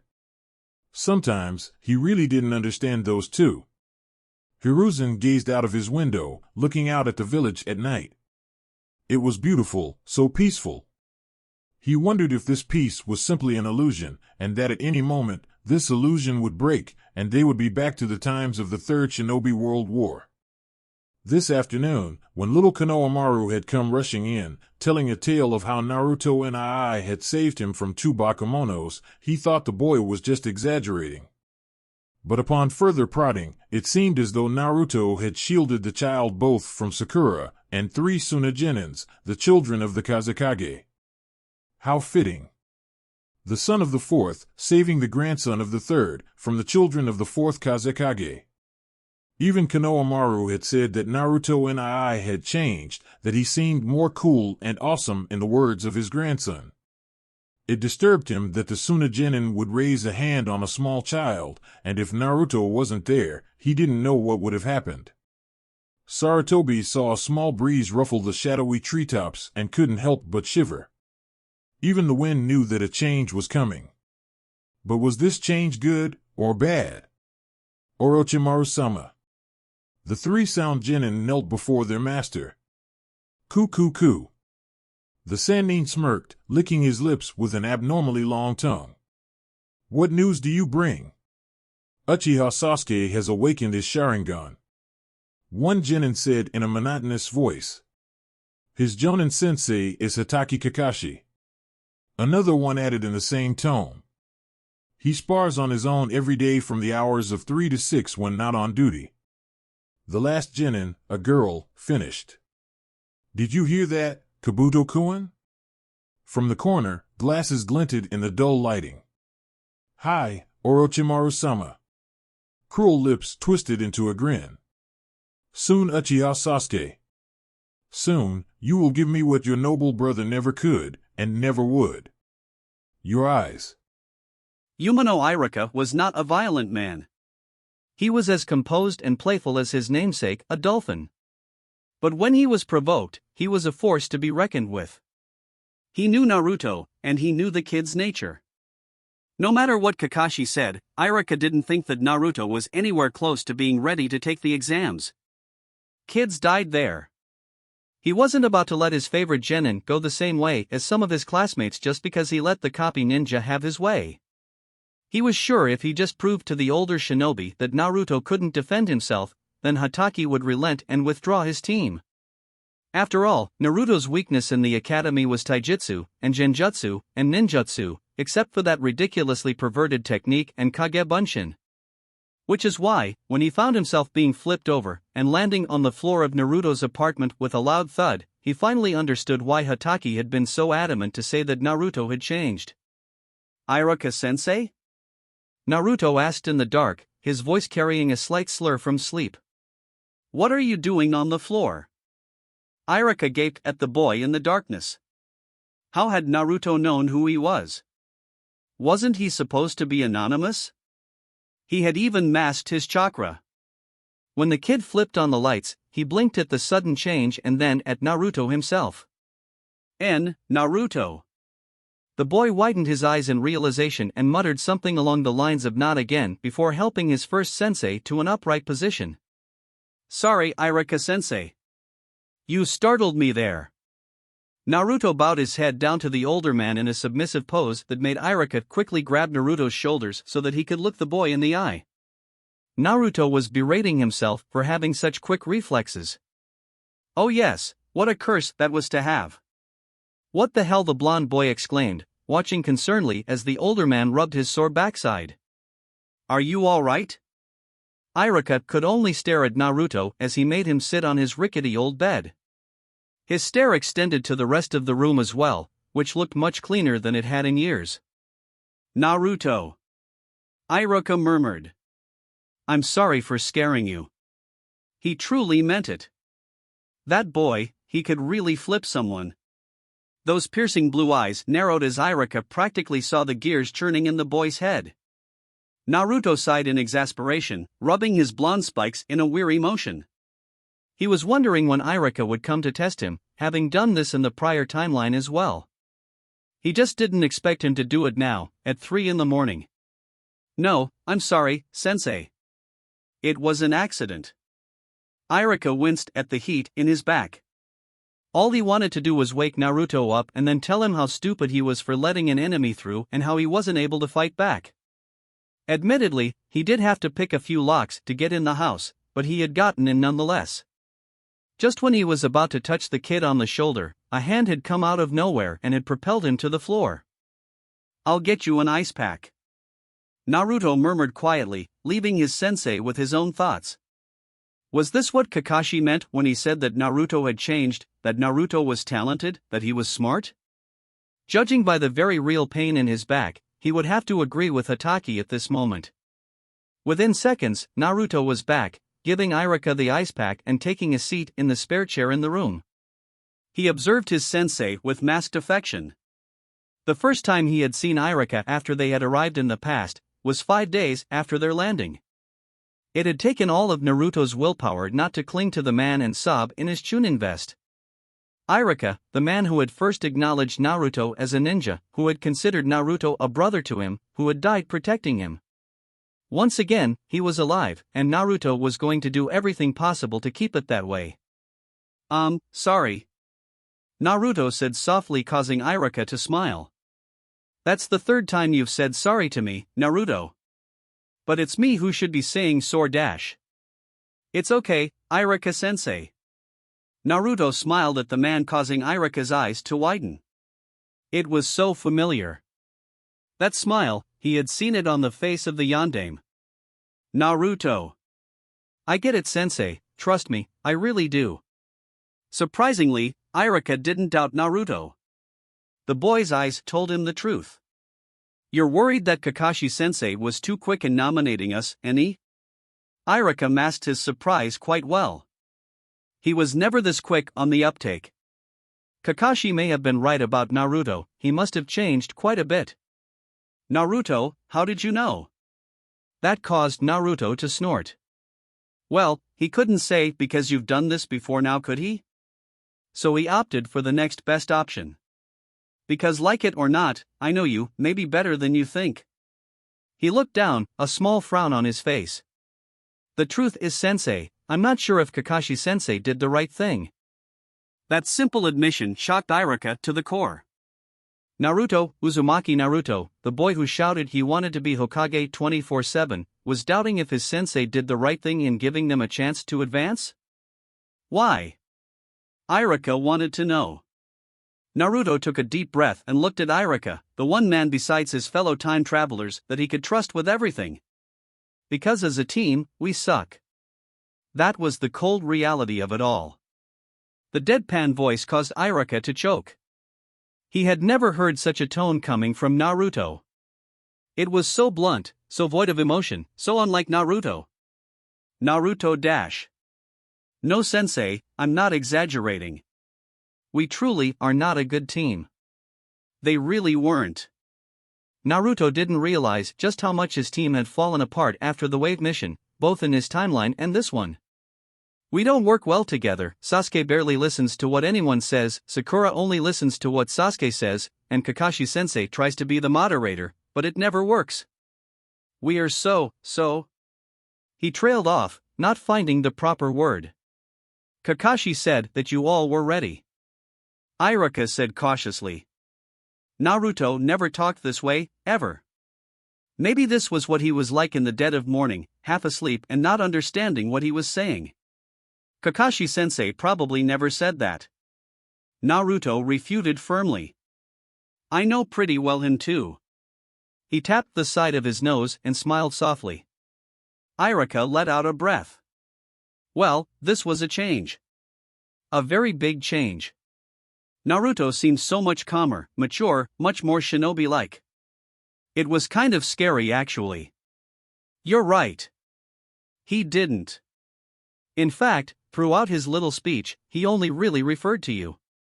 Naruto was slightly taken aback before he relaxed. Had Kakashi been this focused on him in the previous timeline as well? Really? I wonder why. He looked out his window to see a dark sky. I've changed, sensei. Kakashi-sensei knows this, I know this, the Hokage knows this. Irika tensed minutely. Naruto was admitting this? Don't worry. Naruto chuckled. That laugh, it was oddly similar to Kakashi's, Irika thought. How strange. A smile like the yandame's, and a laugh like the yandame's prized student. Wave made me realize a lot of things. I can't act the way I used to. I can't hide everything under a smiley face. This life, it's harsh. Zabuza, Hakusan, they didn't have to die, they were good in their own way, but they did. And that really pissed me off. The world that we live in is cruel and unforgiving. Naruto. Irika breathed. How had he not recognized this shift within the boy? Sure, he knew how much Wave had changed the boy. Naruto had come to him the day after they had come back and told him everything. But all that Naruto was saying, that he was doing, it reminded Iruka of his own father, a hardened shinobi who had seen war. The Wave mission might have opened Naruto's eyes, but it shouldn't have made him sound like a god-forsaken veteran. And then you factor the whole Kyuubi thing. Naruto shot a glance at his gut, where Kurama was still sleeping. Mendokus, however, that's my life. He nearly blanched at his own tone. Lee was right, Shikamaru was rubbing off on him. After a moment of silence, the boy chuckled ruefully. I still have a couple more hours before I have to get up, sensei. You're welcome to stay here. I can take the couch. Iruka shook his head violently. Not that he was opposed to spending some more time with his pupil, but he couldn't impose like this, not when he had misjudged Naruto this much. It's all right, Naruto. I just wanted to test you, and you passed with flying colors. He waved goodbye. Again, sorry for disturbing your sleep. In the next instant, all that was left of Iruka was a puff of smoke. Naruto watched as the smoke disappeared slowly, a fond expression settling on his face. Though his sleep had been disturbed, it felt nice that someone cared enough to come check up on him. That's Iruka-sensei for you. Naruto. Lee nudged his best friend in ribs gently, pointing to Shikamaru, who was wearing a silly little expression on his face. Both of them stifled laughs as they stared at the Nara. They were in public after all, and they couldn't make fun of their friend like this. He's finally seen her then. Naruto muttered softly. It had been 4 days since the Suna Kyodai had arrived in Konoha. Ever since then, Shikamaru had sort of been stalking Temari, trying to get a glimpse of her. But they were as elusive as a single grain of sand and couldn't be found, until today it seemed. Sure, Kama, are you? Naruto circled his friend casually, fully aware of the odd looks he was getting. Well. He crossed his arms over his chest expectantly, looking like a father waiting for his son to tell him the big news. It's a miracle. Shikamaru's voice held a healthy dose of nostalgia and longing that made Lee and Naruto look at him sadly. Time travel is a miraculous and wondrous thing. Lee stated sagely. Did you actually talk to her? Naruto asked, pretty sure he knew what the answer was. Nope. Yes, that cheery voice was typical of the Shikamaru of the future, before the war. It was the tone he used whenever Temari was present. So you stalked her? Shikamaru frowned. Stalked is a bit of an overstatement, I was just looking for her. And then when I found her, I couldn't really let her go, now could I? So you stalked her. This time, it was a fact, not a question. The Nara rubbed his head sheepishly. Can you blame me? Lee sighed slightly. No, we can't. But if she saw you, then she would have been incredibly cautious and wary of you. Which is why I used the rooftops. Of course you did. Naruto smiled slightly. When it came to those he loved, Shikamaru lost some of that Nara charm of aloofness and became engrossed in his emotions. It was a good and bad thing. She didn't meet with anyone suspicious. Shikamaru added hastily. From what I know of the invasion, Suna was only told to attack Konoha after the finals. Those are their orders. I know. Gaara told me the same thing when we rescued him all those years back. Naruto scratched his cheek thoughtfully. While I would love to get those 3+ Baki-san on our side right away, we can't. They're going to have to learn about the Kazekage, their father, the hard way. Otherwise, they won't know just how much Orochimaru team used them. The other two didn't refute Naruto because they knew he was right, however, they couldn't completely agree with him as well. Convincing Suna meant showing them proof which they didn't have. And they weren't exactly going to reveal their little time-traveling secret, so letting things play out was their best option. How goes Operation Hay 8? Shikamaru asked Naruto. Operation Hay 8 was basically just a plan as to how to save the man, thus stopping the first casualty of war and changing perhaps a vital part of the future. Naruto, being the most adept at stealth out of all of them, would in essence follow him as much as he could, learn of his habits, where he went for fun, who he spent time with, and so on. This was real stalking, or as the shinobi world called it, reconnaissance. Naruto's eyes sharpened. Fine. Hayate-san meets with Yugo-senpai a couple times a day. Because of his illness, he's a Tokubetsu Jonin, and is generally stationed in or around the village for protection. He likes going to that dango place that Anko-san likes, and it appears as though the two of them are good friends. He doesn't have any students, but he does teach Yugo-senpai the basics of Mikazuki no Mai. Yesterday, he and all the other Chunin/Jonin went over to the bar and drank a bit. Overall, he leads a pretty boring existence for a shinobi. Although we know he dies after the preliminaries, we can't let our guard down. Something may have changed already, and Hayate-san may have overheard something sooner than expected. From tonight onwards, the three of us will take turns in patrolling Konoha at night, making sure that Hayate-san is safe. After the preliminaries, if everything goes to plan and Hayate-san is still alive, we go every night together, just in case. Shikamaru made sure the others understood before nodding and looking away. Besides that, our first hurdle will be dealing with all the other genins. Lee mused out loud, cringing as he recollected what he had done when he had first met Team 7. Please do not wink at Sakura and blow her kisses. Naruto pinched his forehead, shivering at the memory. I swear I saw hearts coming at her. Hi. Lee muttered sheepishly. He had no intention of doing that, especially since he had another flower on his mind. So first we have Ibiki's little winnowing down test, then we have the Forest of Death, then the preliminaries, then 1 month of preparation till the invasion. Shikamaru clenched his fists. It sounded like nothing, but it was quite nerve-wracking. The Forest of Death. I know. Lee said quietly. That was when Sasuke had been bitten, when everything had changed. We don't even know if we can stop it. Shikamaru muttered angrily. We just have to try our best. Lee said morosely. But what if our best just isn't good enough? Enough! Naruto snapped, his voice low yet powerful. The other two recognized that voice instantly. This wasn't Naruto the 12-year-old talking, this was their Hokage who was giving them an order. They stood taller, and closed their mouths immediately. Second guessing will get us nowhere. Naruto continued, his tone as steely as the glint in his eyes.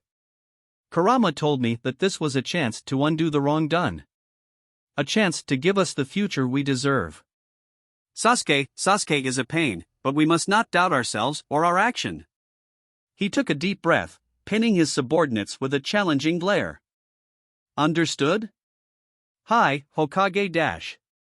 Naruto cut them off by clamping his hands over their mouths. Baka. Don't say stuff like that in the open. What if someone else heard that? Taking deep breaths, he looked at their amused faces with annoyance. On the other hand though, everything else that we just said could have been heard too, so let's leave it at that. Shikamaru slung an arm across Naruto's shoulders. The boy, who had once been quite short, had grown an inch over the past couple weeks, and filled out slightly. It was amazing what proper nutrition could do. That's why Naruto had become so tall over his training trip. The cheapest food Naruto could get was ramen along with some occasional vegetables. When his mother had seen just how scrawny Naruto was, she mothered him like crazy, force-feeding him veggies and meat to make him eat a healthy and balanced diet. Lee scowled darkly at those who dared glare at Naruto. How had Naruto lived like this? This hate, it would have driven anyone crazy, and it did do that to Gaara. But that's what made Naruto so special. He didn't let it get to him, he simply shrugged it off and redirected the hate that he no doubt held towards the villagers through pranks. At least then they would acknowledge his presence. Naruto simply accepted the fact that his two best friends were going to act like sullen bodyguards and not let him share his burden alone. That brought a smile, a true smile, to his face. He really could get used to this new life, no matter what turns it took. 2 weeks later. Shikaku watched as Yoshino ruffled Lee's hair, patted Naruto on the cheek, and swatted Shikamaru gently on the head. It had been a month since Shikaku and the rest of the Nara clan had first met Naruto and Lee, officially.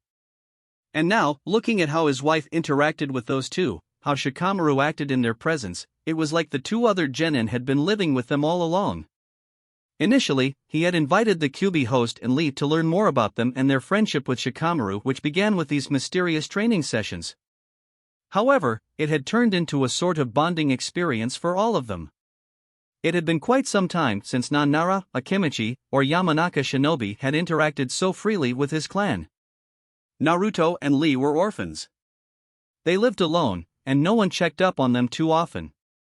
Shikamaru had once confided in him that he was worried about Naruto and his lifestyle. The changes in Naruto and even Lee to an extent were visible.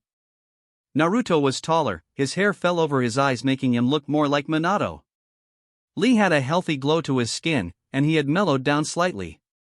The kids were practically living with the Naras, Naruto only going back to his apartment to tend to his plants and sleep on occasion. Lee was the same, coordinating his schedule so that he and Naruto would stay over with the Naras at the same time for most of the week.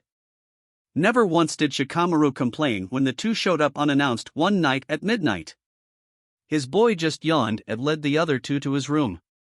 Whenever those three came home, and indeed, he would consider this place those kids' home as well, banged and bruised, Yoshino fussed over them to the point of absolute exasperation from all of them.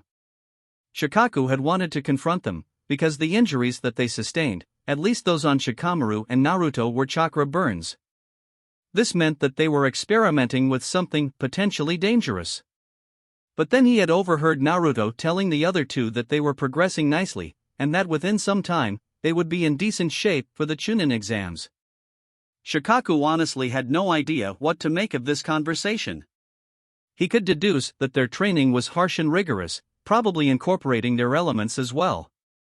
His sun was probably lightning, and Naruto could either be water because of Kushina, fire because of the fox, or wind, just like his father. More likely than not, he was wind, with a minor affinity to fire. Today was the day they set out for the Chunin exams. Ever since the three of them had come back carrying identical slips, all they thought about was training. The boys had really outdone themselves in the past 2 weeks. When they weren't out on missions, they were in the back of the complex, practicing taijutsu and some ninjutsu. The deer had been very happy when Naruto had used a very light version of Suetun, Mizu Tatsumaki, to create a small tornado of water that kept the deer and plants hydrated. But when Shikamaru had decided to use a Raitun jutsu in conjunction with Naruto's water jutsu, they had almost destroyed the forest if it hadn't been for Naruto's shadow clones which countered the jutsu. That's when Yoshino had told both of them that ninjutsu was strictly forbidden in the backyard. Still though, Shikaku was surprised that both of them were using ninjutsu like this. He was sure that no other genins, besides maybe the Uchiha, were using elemental attacks. Shikamaru had never shown any aptitude or interest for the elemental jutsus. That just made him more curious as to where those two were learning these techniques.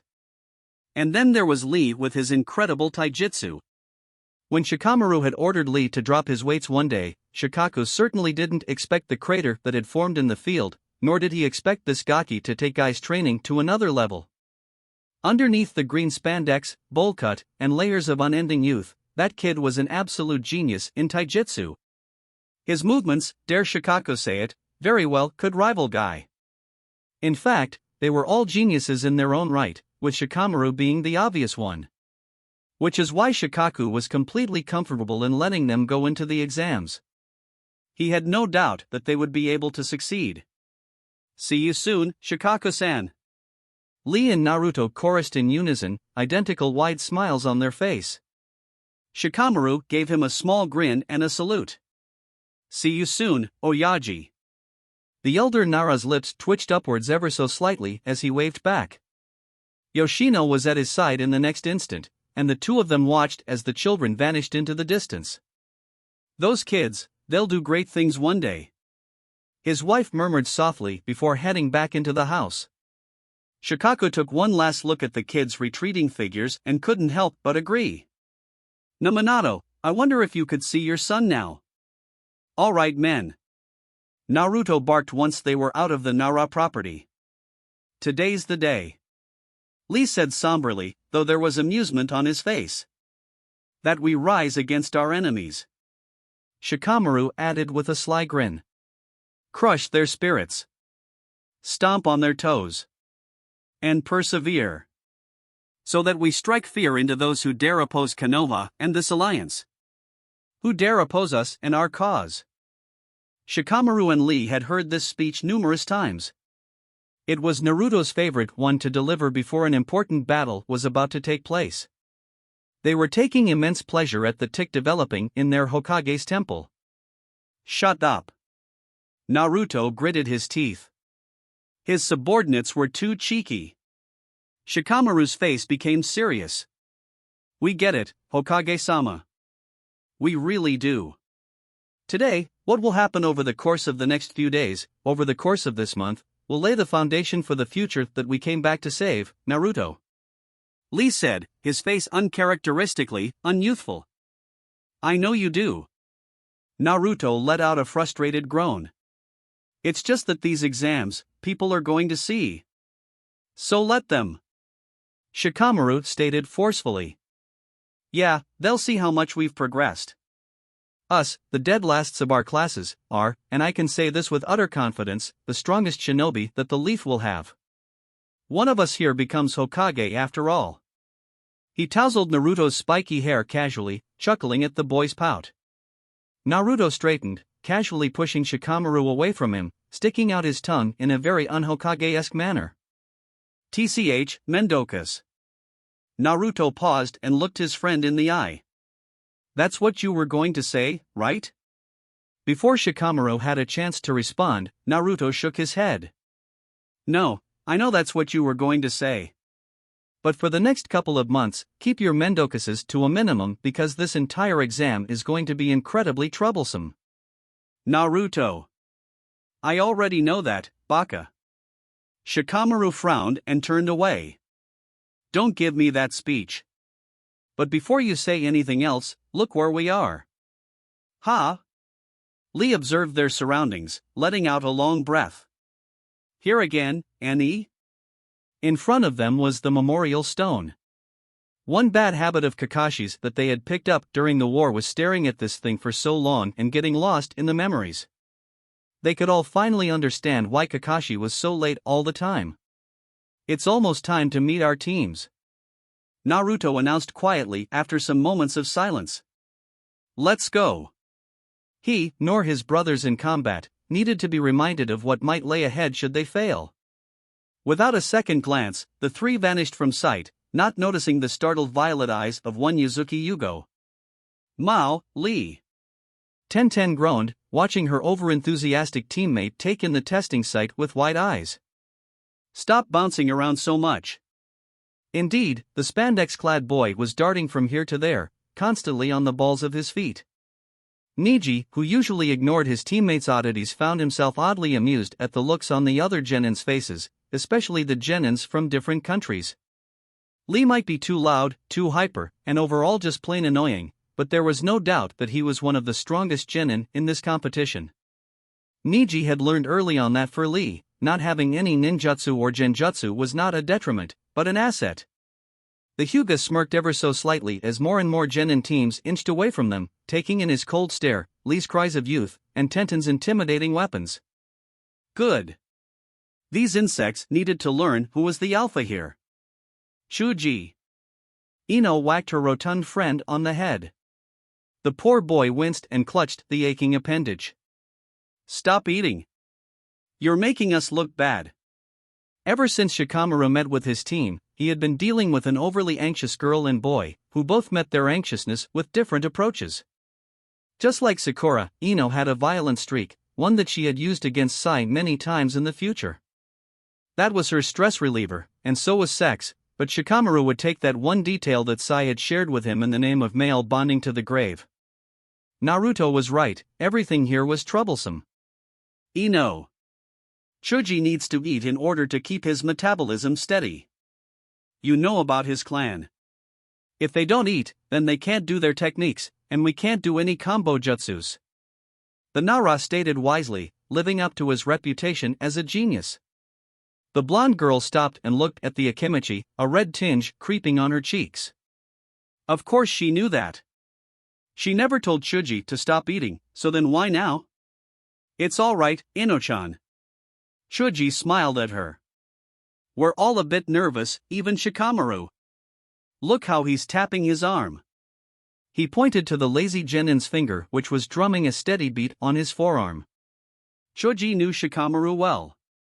That was the Nara's sign of anxiety. Shikamaru ignored what his young friends were saying and stared at the building in front of him with a slight amount of trepidation. It had been 10 years since he had been here, 10 years since the seeds of war had been planted in this very building. Even the Hokage said that this competition was an excuse for war. He turned around, seeing that Ino was still apologizing for hitting Chuji, and the other boy was trying to placate her. His eyes hardened, as did his heart. Though he would have liked to smile at them, he couldn't. Not when he knew how tough this would be. You too.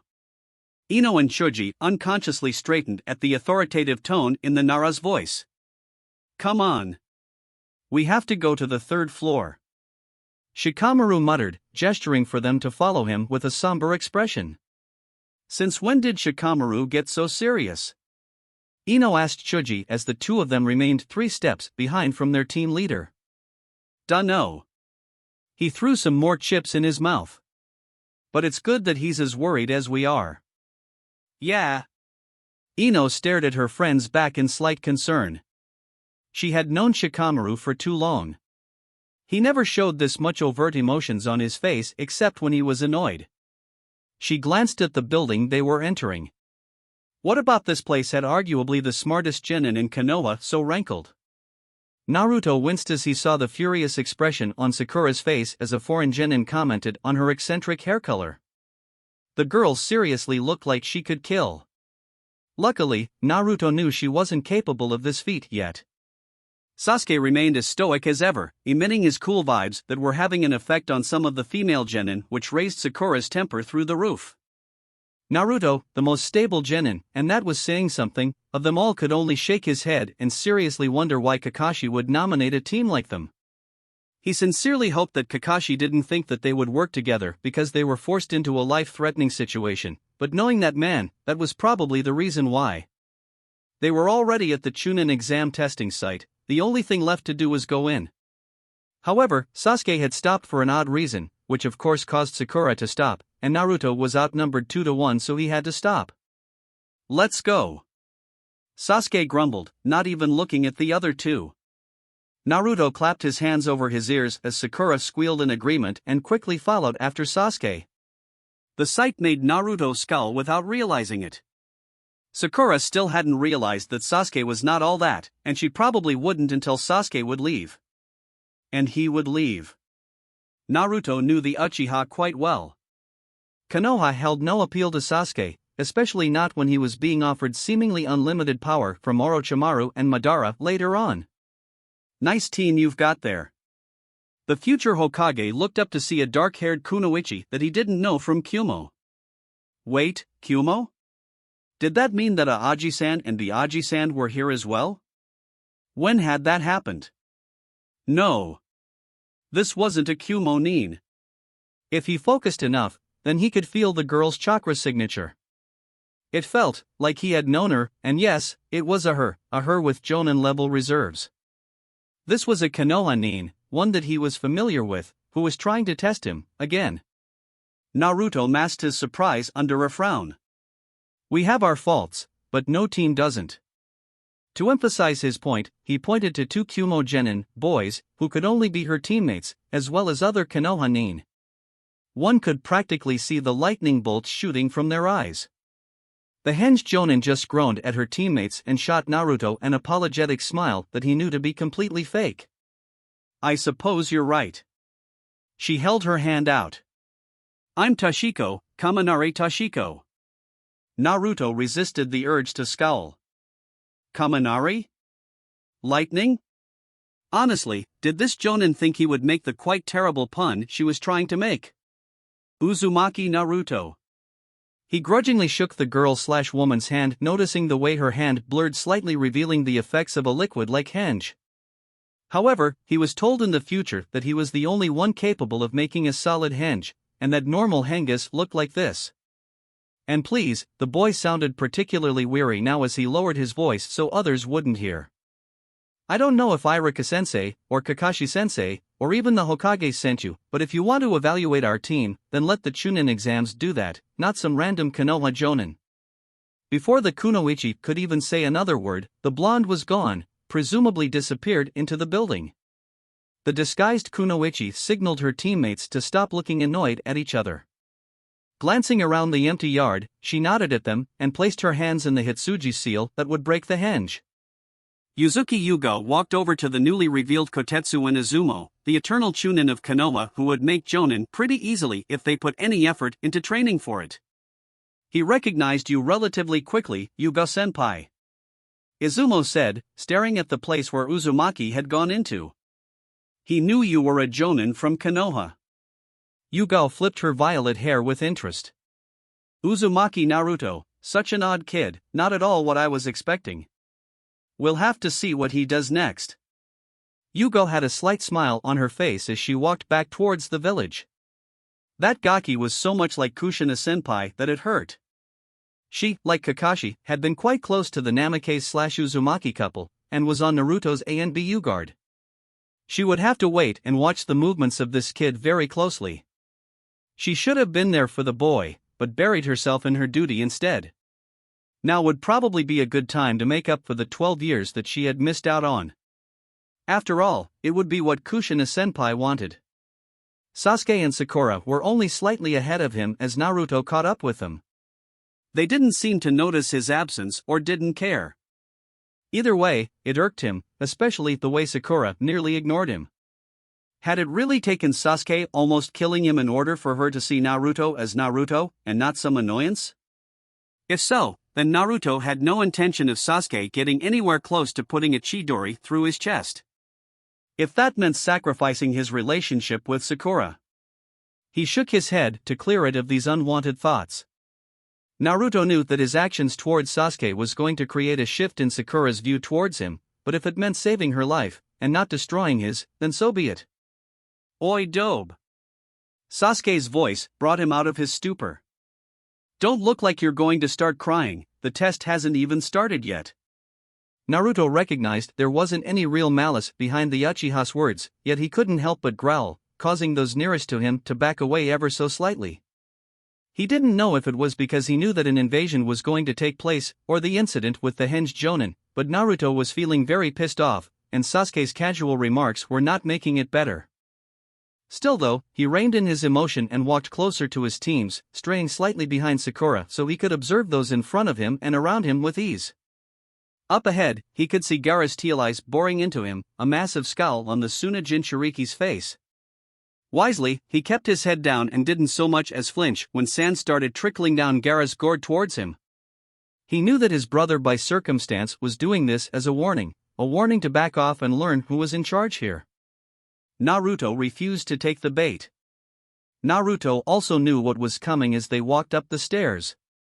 First, there would be a genjutsu to go through, and then there was the main test, acting normal in the presence of Lee and Shikamaru when he knew that at least his sensei, if not more people, would be scrutinizing him closely. Everything that came after would come. They had to get through this hurdle first. He could already hear the murmurs coming from the second floor. No doubt, Izumo-senpai and Kotetsu-senpai were already laying the genjutsu out, confusing the confusable genin and having a blast. Naruto had to admit, coming to this exam with fresh eyes gave him a significant advantage, but it also made him reflect on all of his flaws, genjutsu being one of them. Hopefully, Lee and Shikamaru's teams wouldn't be as stupid as last time, and let us through. Kiba's voice stopped Naruto's thoughts in their track. Teammate was standing a few feet ahead of them with Kiba in the front, assuming the role of alpha.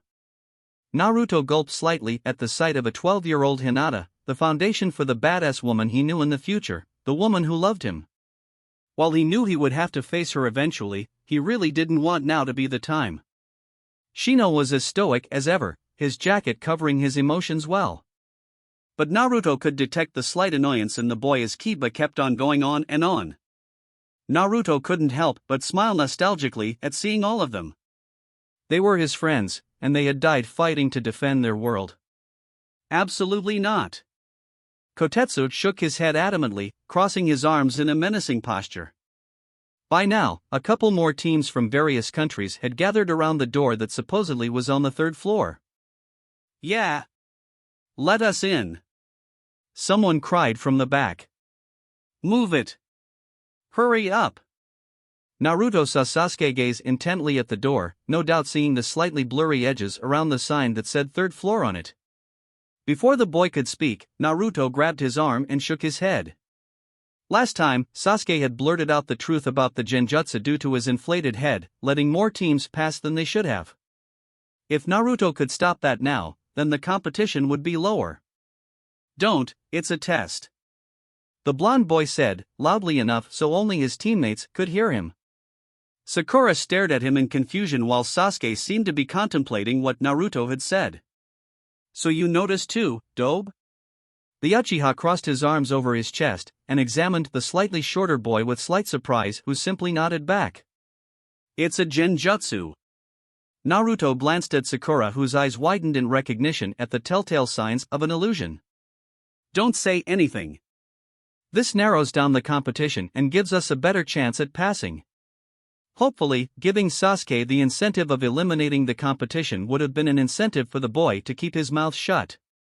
Naruto should have known better. Competition, eh? Sasuke surveyed the crowd, taking in the various weapons that the foreign shinobi wore, and gauged their strength. Some looked strong, looked like worthy opponents. HN. Like he would listen to the dobe anyway, even if he was right. You really are stupid if you can't recognize a genjutsu. Sasuke drawled, enjoying the surprised looks he was getting and ignoring Naruto's facepalm. Nani? Kiba exclaimed, looking from Sasuke back to the illusion-ridden door. What the? Now that he thought about it, the door did look weird. So you noticed, eh? Izumo asked, observing the Uchiha closely. The boy was good, but he shouldn't have said that out loud. It seemed as though the little fox by his side thought the same, judging by Naruto's exasperated look. HN. This was nothing. Sasuke brushed past Sakura and walked towards the next flight of stairs, causing Naruto to huff in annoyance and follow after his idiotically prideful teammate. As they slowly walked up the stairs, Naruto was trying very hard not to slaughter Sasuke where he stood. The boy was far too arrogant for his age, and his arrogance would lead to too many deaths. This led Naruto to wonder what exactly would happen if Sasuke died during the Chunin exams. No. That couldn't happen. Loath though he was to admit it, Sasuke couldn't die, not yet at least. He played an important part in shaping nearly every genin to become the warriors of the future. Though it seemed as though Naruto and his two comrades were playing kami, it was a necessary evil. Killing Sasuke would only encourage Orochimaru to pursue Itachi even more fervently, which would lead to his death even quicker than in the previous timeline. Itachi played a crucial role in helping Konoha. Kakashi-sensei. Sakura squealed, causing Naruto to look up and see the smiling face of his teacher. Yo, you three. The man chirped cheerily at his three students. It's good to see all of you here. What do you mean, sensei? Don't we have to be here? Sakura inquired, a puzzled look on her face. Kakashi laughed, and rubbed the back of his head sheepishly before sobering. Well, yes. But... He trailed off, eyes locking with Naruto's, who groaned inwardly. Naruto-chan, why don't you explain? Kakashi grinned at the pathetic expression on the blonde's face. I don't know, sensei. Naruto exclaimed with his typical "what do you mean" look. But I think you do. Kakashi retorted. He smirked when he saw the Naruto's defeated posture. Naruto, 0, Kakashi, 1. Fine. It's because if we didn't show up as a team, we would have been disqualified, right? The blonde's tone changed immediately, as did his posture. His voice became a bit more deadpan and his shoulders slumped. He looked utterly bored. Exactly. Kakashi nearly yipped, snorting at the Nara-like posture that Naruto had. "See, once you think about something, you don't sound so stupid, ni Naruto?" Said boy was currently taking great interest in the wall behind his sensei. "Teamwork is the most important thing in this exam," Kakashi disclosed seriously. "Work together, and you will succeed." His visible eye lingered on Sasuke the longest, who shrugged and turned away from Kakashi slightly, no doubt hiding his embarrassment at being singled out. The Cyclops clapped his hands together. "Well then. Good luck, my kawaii genin. I'll be watching you guys carefully if you pass this test. Especially you, Naruto." He watched as his genin went through the real testing door, hoping that they would take his advice as Kami's word. If they didn't, then Kami helped them. The room was packed with genin, both foreign and Konoha nins lingering together, each team eyeing the other with distrust and malice. An excuse for war, that's what these exams were. However, not so far down the line, all of the nations here minus Sound would team up to destroy their enemy together. In just 3 years from now, they would be the allied shinobi force. Team 7 spotted the other Konoha teams, who were crowding around in a corner. Naruto caught Shikamaru's eye and nodded discreetly, doing the same with Lee. His eyes roved over Neji and Tenten with sadness. Neji, the first out of their age group to die, the man who had changed because of Naruto, who had become a man worth respecting. Everything, all of his potential was destroyed at the age of 17. Naruto swallowed the lump in his throat, watching as Lee gazed at Neji with remorse. This was what war had done. Everyone in this room had died, minus the 3 of them and Sasuke. But Sasuke didn't count. "Looks like everyone is here." Kiba drawled unnecessarily, Akamaru barking with his companion in unison. "Even you, Naruto." "Shut up, dog breath." Naruto shot back, no real ire in his voice. "Of course I'd be here, where else would I go?" Before Kiba could say anything else, another voice made itself known, a voice that had Naruto, Shikamaru, and Lee standing a bit taller and tensing minutely. Ma, we're all Konoha genin here. Let's not fight amongst ourselves, any?" The sickly sweet voice of Yukushi Kabuto made Lee want to slit the man's throat this very instance.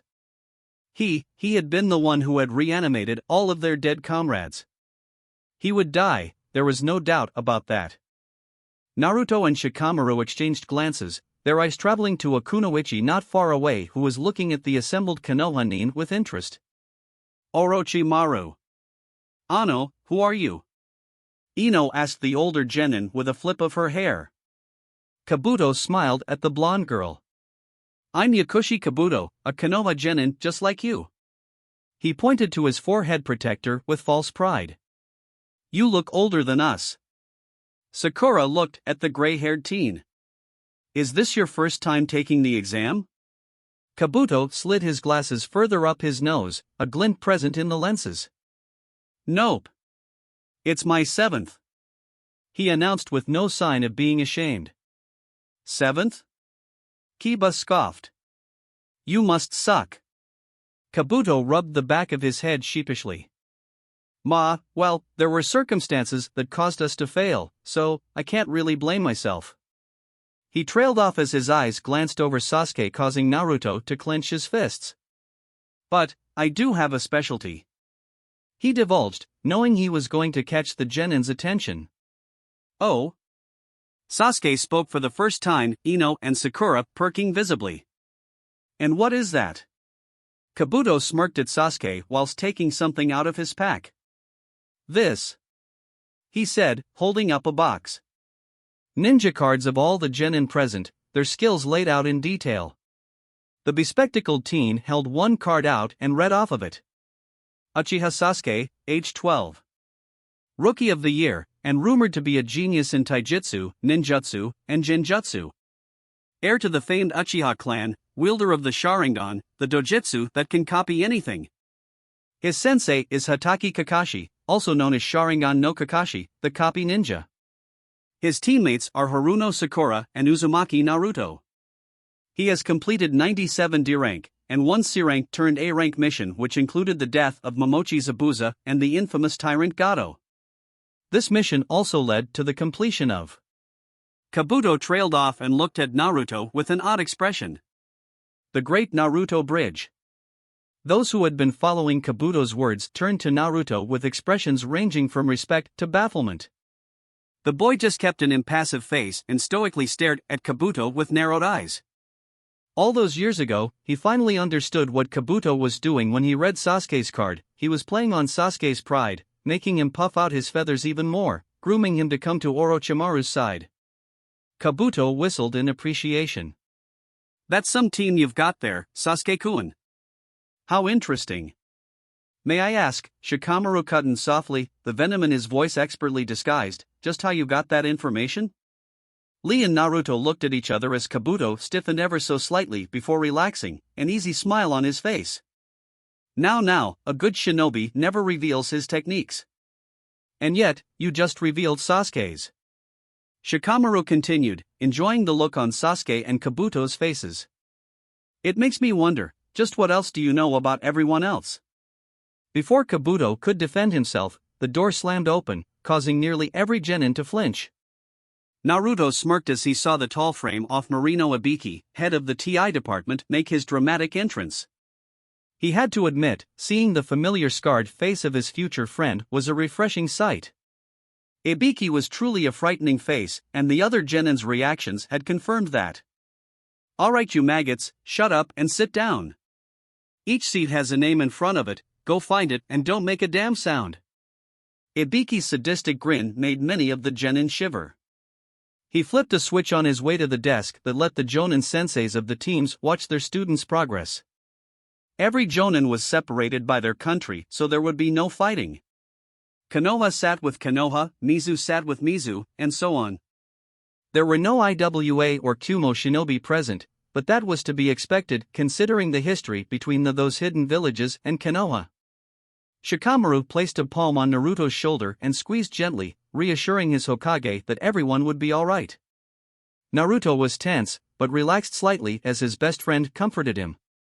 The sight of Kabuto and a disguised Orochimaru was difficult to digest, especially when they all knew that they could not let anyone know that the Snake Sannin was in Konoha. However, that vile man was not going to be a problem until the exam. Who knows, at the moment, that Kunoichi might actually be alive, and not just skin for Orochimaru to wear. From the other side of the room, Lee crossed his arm over his chest and thumped it twice, a sign of fealty and loyalty, a symbol of courage. He too would be there for his best friends. With a deep breath, Naruto took his seat, which happened to be right next to Hinata, just like last time. He steeled himself to see her this close. She died in his arms, confessing her love to him once more. He had been so depressed by her death that it had nearly killed him as well. "Ohio, Hinata-chan." Naruto smiled, gulping at the blush that covered her cheeks. They were too young for romance now, but he knew that Hinata had loved him for a long time. This time around, they would definitely live long enough to make something out of this shy young girl and the boisterous young man. Hinata's white eyes widened and she twiddled her thumbs together, shyly glancing at Naruto who was still staring at her intently. Hinata-chan? When did he start calling her that? When had he ever talked to her for more than a couple seconds? "Oh, ohio, Naruto-kun." She stuttered back quietly, her blush intensifying tenfold at Naruto's 1,000-watt grin. The boy placed a finger to his lips and pointed to their scary-looking instructor. "We'll talk later. The test is going to begin now." He tilted his head to look at her and smiled once more. "Good luck." Hinata gasped slightly. Hi. Ibiki stared impassively at the 180 genin in front of him. He hoped to decrease that number to at least 60. Now listen carefully. In front of you are tests. You must answer the questions correctly. If anyone in your team does not, then you are automatically disqualified. The hairs on Naruto's neck prickled as Sakura and Sasuke's combined glares focused in on him. TCH. If only they knew that they were the ones who were going to need the help during this test and the others following it. If any of you are caught cheating, then the entire squad is disqualified. You have an hour to answer the questions correctly. Understand? Ibiki bared his teeth at them, and was pleased when some of them squealed from his glare. TCH, kids. They scare so easily. I wonder how they will deal with Anko. Then, if there are no questions, begin. The room was promptly filled with the scratching of pencils against paper and nervous grunts. Ibiki sat back in his chair and gave the middle finger to the hidden camera in the room. Let's see just how many kids passed this damn exam. From outside the room, the Konoha Jonin sighed as they watched Ibiki intimidate their poor genin. That man, he's a sadist all right. Kurenai muttered, watching Hinata as he eat silently. Kakashi, whose book was out once more, glanced at the monitor before looking away. They'll be fine. Are you sure, Kakashi? Aoba asked, settling down in his seat. I mean, wasn't Uzumaki the dead last? The Cyclops tore his eye away from his book and gave Aoba a frigid look. You know as well as I do that this test requires a different type of intelligence. Naruto will pass. He said it with so much certainty that it was hard to doubt him. And it didn't seem as though the blonde Gaki was having much trouble completing his test at all. He was so into it, so focused. Maybe Kakashi was right about his kid. Naruto was happily scribbling away some random doodles on his paper that he was sure Ibiki would appreciate later on. It wasn't that he didn't know the answers, he did, but what was the point of taking the test when he knew that all he had to do was answer the 10th question? He had an hour to spend, and he would not do math just for the hell of it. Sasuke, no doubt, was copying the answers from some disguised chunin while Sakura probably actually knew all the answers. It was scary how intelligent she was on one side, and how stupid she was when it came to matters involving Sasuke. He knew Shikamaru and Lee were doing the same thing he was, while their teammates were trying their hardest to keep up. From the corner of his eye, he saw Gaara's eye, which really creeped him out, looking over all of the papers, no doubt cheating. Naruto's lips twitched upward slightly. He really couldn't wait until the day that his Gaara came back, the Gaara who he had fought with, who had died for him. His brother by the cruel circumstances that made them cursed at birth. Naruto had stood there, by Gaara's side, at his wedding as the best man, watching as the boy who had believed in nothing more than hate had opened his heart enough to let Matsuri in. He had been there when Gaara had cried as he learned that Kankuro and Temari had died, taking his unborn niece or nephew along with their death. He had been there when Gaara and Shikamaru had shared their sorrow together, as men, as brothers, just watching as the bodies of Temari and Kankuro turned to ash in the burial that they had prepared. And Naruto had done the same with Gaara, burying him in a private funeral, letting the sand take away its embodied spirit, tears coming out of his eyes as he watched Gaara slip away into the next world. This time, Naruto would protect the slightly younger boy. He already had seals prepared in his sack in case Shikaku got out of hand. He grinned as he saw Shikamaru casually swat away one of Shino's bugs, and watched as the insect landed on Sasuke. Shino always was a sneaky one. Quiet, yet powerful, just like Hinata. He would have to talk to Shibi-san later on, so that he would be able to hear more stories about his father. Number 14. Ibiki's powerful voice echoed through the nearly silent room. Disqualified. Don't give me that look, boy. I saw you trying to copy that kid's paper. You and your team are out. No one dared turn around to watch the three disgruntled genin leave, lest they be accused of cheating as well. And so the hour progressed, slowly and frustratingly. Teams were disqualified one after another until only 30 or so remained. From 60 teams, half had been removed. Put those pencils down, maggots. Ibiki boomed the second 60 minutes had ended. On his right, Hinata's hand was shaking so severely that her pencil slid down and hit the desk with a soft thud. Naruto instinctively placed a hand over hers, calming her down.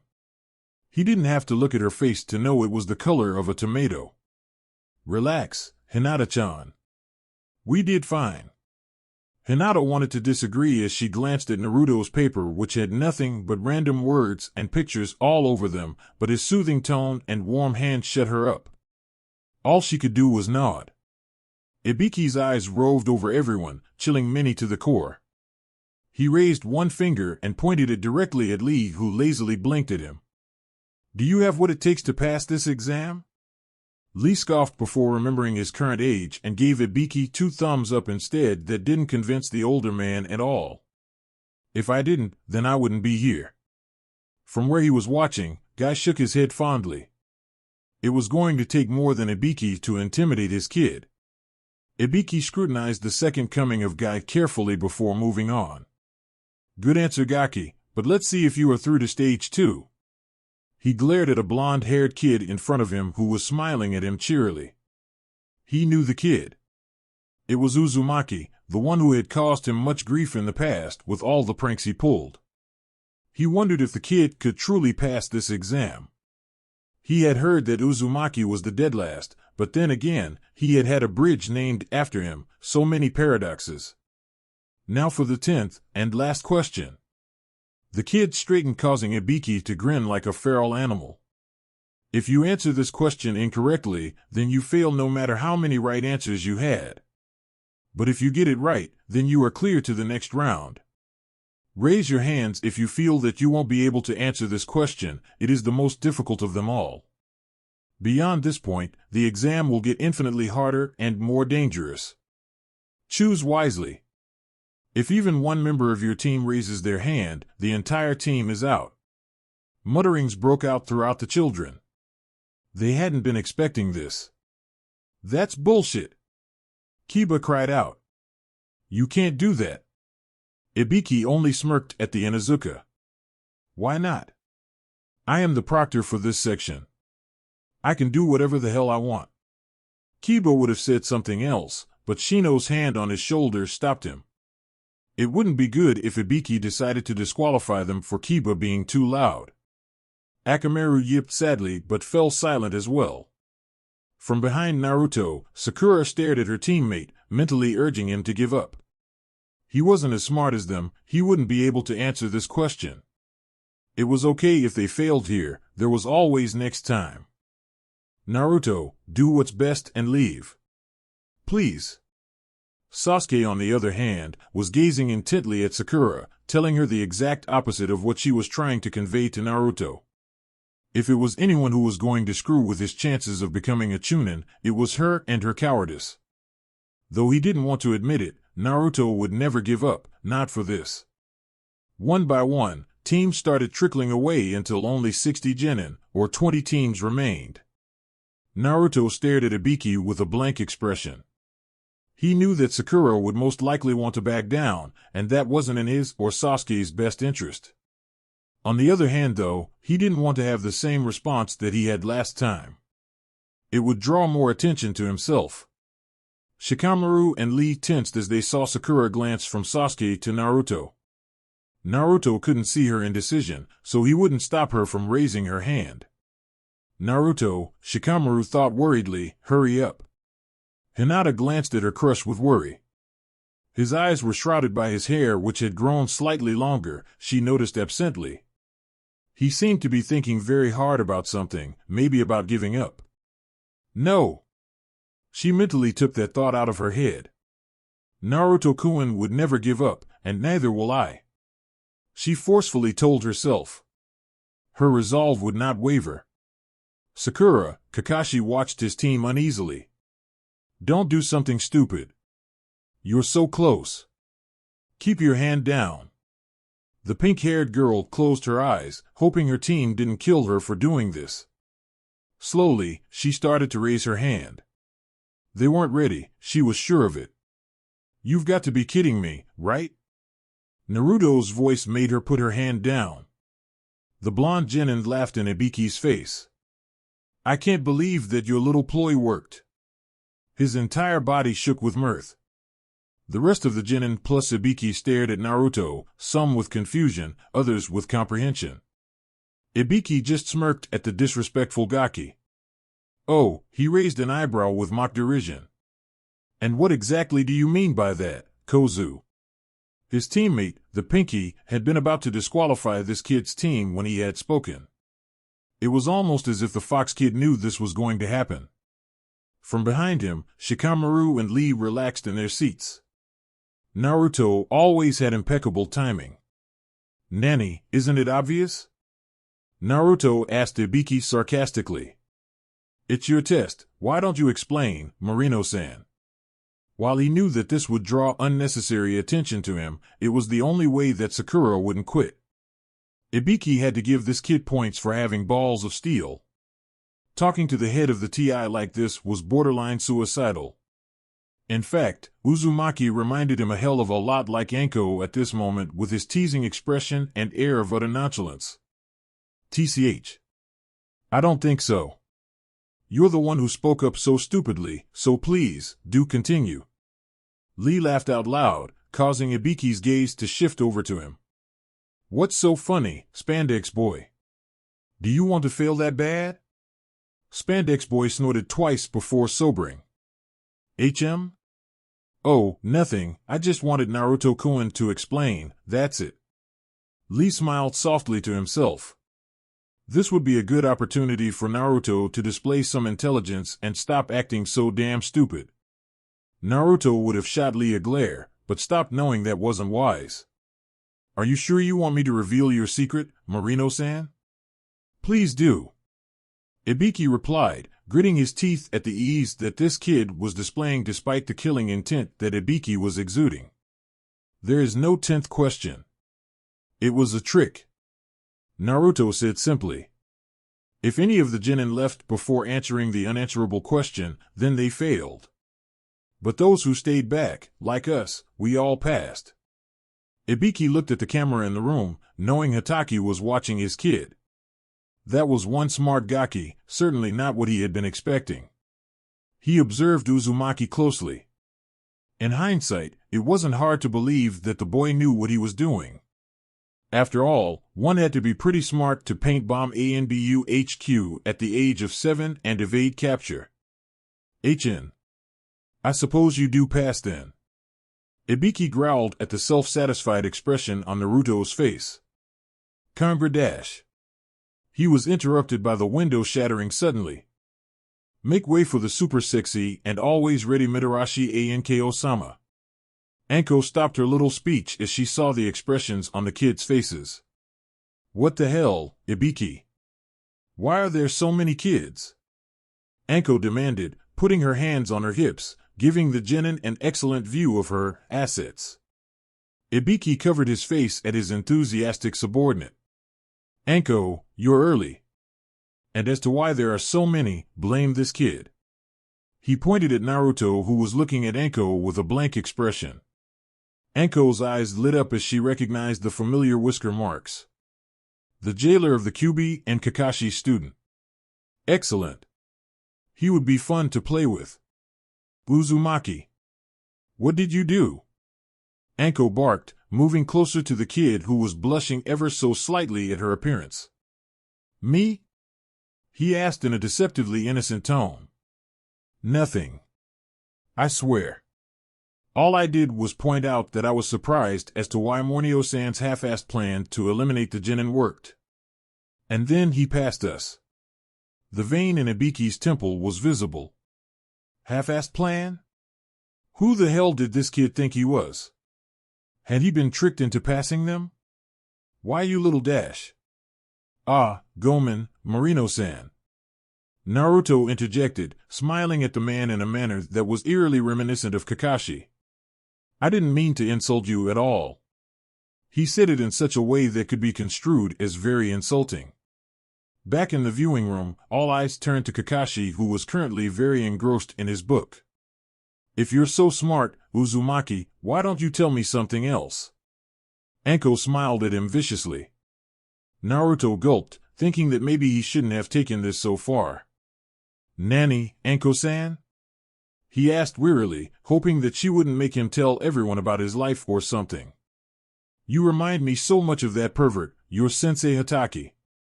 So why don't you tell me something about him?" "And if I refuse?" Naruto asked, closing his eyes. "Then you fail." Anko replied promptly. By now, Kakashi's book had vanished, and he was staring at the screen intently. What was Anko playing at? His team had already passed for Kami's sake. Very well then. But honestly, you grew up with the man. I assume you know a lot about him, probably more than I do. Naruto tried to stall, but Anko saw right through it. Humor me. Naruto threw her a frigid glare that knocked her a bit off balance. Hatake Kakashi, son of the Shiroi Kiba, student of the Yondaime Hokage, also known as Sharingan no Kakashi, the copy ninja. Anko casually took out a kunai and polished it. Not good enough. Everyone knows that. Tell me more. The boy sighed. No. All eyes were on Naruto as he calmly refused. Sasuke and Sakura were confused at his behavior. First, he had made them pass, and now he was going to make them fail? No? Anko echoed, raising an eyebrow. Well that means that you F.A. Mitarashi Anko. Naruto said smoothly, his quiet voice silencing the room. Anko looked at him with a mix of suspicion and expectancy. These kids had already passed, she had no authority in failing them. Of course she knew that. It's just that something about this child riled her up. Naruto took a deep breath and continued, knowing that he had changed his image permanently after this little speech would be over. Age 25, rank Special Jonin. Apprentice to the trader, Orochimaru of the Sannin at age 12. Abandoned by said man 2 years later. By the way you keep touching your neck every couple of minutes, I would say that there is something there that is unpleasant. Anko bristled, wondering why he knew about her curse seal. That was not information available to Genin. Naruto scowled, his face turning harsh. See? You didn't like it when I told you something about yourself. Why the hell would I talk about my own sensei then, especially if he's not physically in this room right now? Naruto turned to the hidden camera that was not doing such a good job at staying hidden and gave it a two-fingered wave. If he wanted me to know more about himself, then he would have told me. But if he had told me, then he would also expect that I keep it a secret, isn't that right? Naruto's scowl widened as he glared at Anko. I don't care who you are, but demanding to know about a man who is your superior through a genin is commenting about your own skill as a ninja. Isn't information gathering supposed to be an important skill? Naruto's tone had become increasingly condescending as he bore into Anko, not realizing that he was sounding remarkably like he was berating a subordinate. Before Anko had a chance to defend herself or yell at him, Naruto spoke again. The scowl on his face melted into an expression of complete weariness. Look, if you like Kakashi-sensei. Anko choked while Kakashi was astutely ignoring the screen. Then just ask him yourself. But then why don't you ask why Asuma-sensei smokes, or why Guy-sensei wears those clothes of his? Even you, don't you wear those revealing things because they make you feel empowered? Don't they make it easier to forget about your past? Don't answer, because I already know the answer. By now, Naruto was hunched in his chair, hands in pockets, waiting for Anko's response. The entire room was silent, waiting for the confrontation between proctor and student to end. Shikamaru looked over to Lee, who was wearing the same dead serious explanation as Naruto was. Anko hadn't done this in their timeline. Though it was not a drastic change, they both knew that Naruto was slowly being forced to display his true strength and intellect. Though they had expected this, they did not want it to be done so quickly. Anko gaped at the blonde in front of her, looking down at her figure and then back to the kid. She gulped slightly, still hard-pressed for words to say. Did Naruto really know about her past, or was he forming a conclusion based on what he saw? She knew she shouldn't have pushed so far, it was her own fault for letting the kid say those things. He had masterfully taken her words and twisted them to his own liking. So do we pass? Naruto asked, not an ounce of humor in his voice. Yeah, kid. Ibiki said slowly, watching as Naruto's face changed from serious to weary in seconds. You pass. With flying colors. Kurenai stared at her silent comrades, wondering what the boy had meant when he had asked why Asuma smoked or why Guy wore the clothes that he wore. The more she thought about it, the more his words meant sense. Each of them had reasons as to what they did and why they did it. When Naruto had spoken, it was almost as he knew what those reasons were. Finally, Kakashi let out a long breath and eyed the now empty classroom. That kid. He ran a hand through his hair in frustration. I don't know where to begin. Naruto-kun is very intelligent. Guy noted quietly, his voice devoid of any exaggerated happiness. More so than the Hokage imagined, Kakashi. The Hokage? Kurenai started slowly. What does he dash?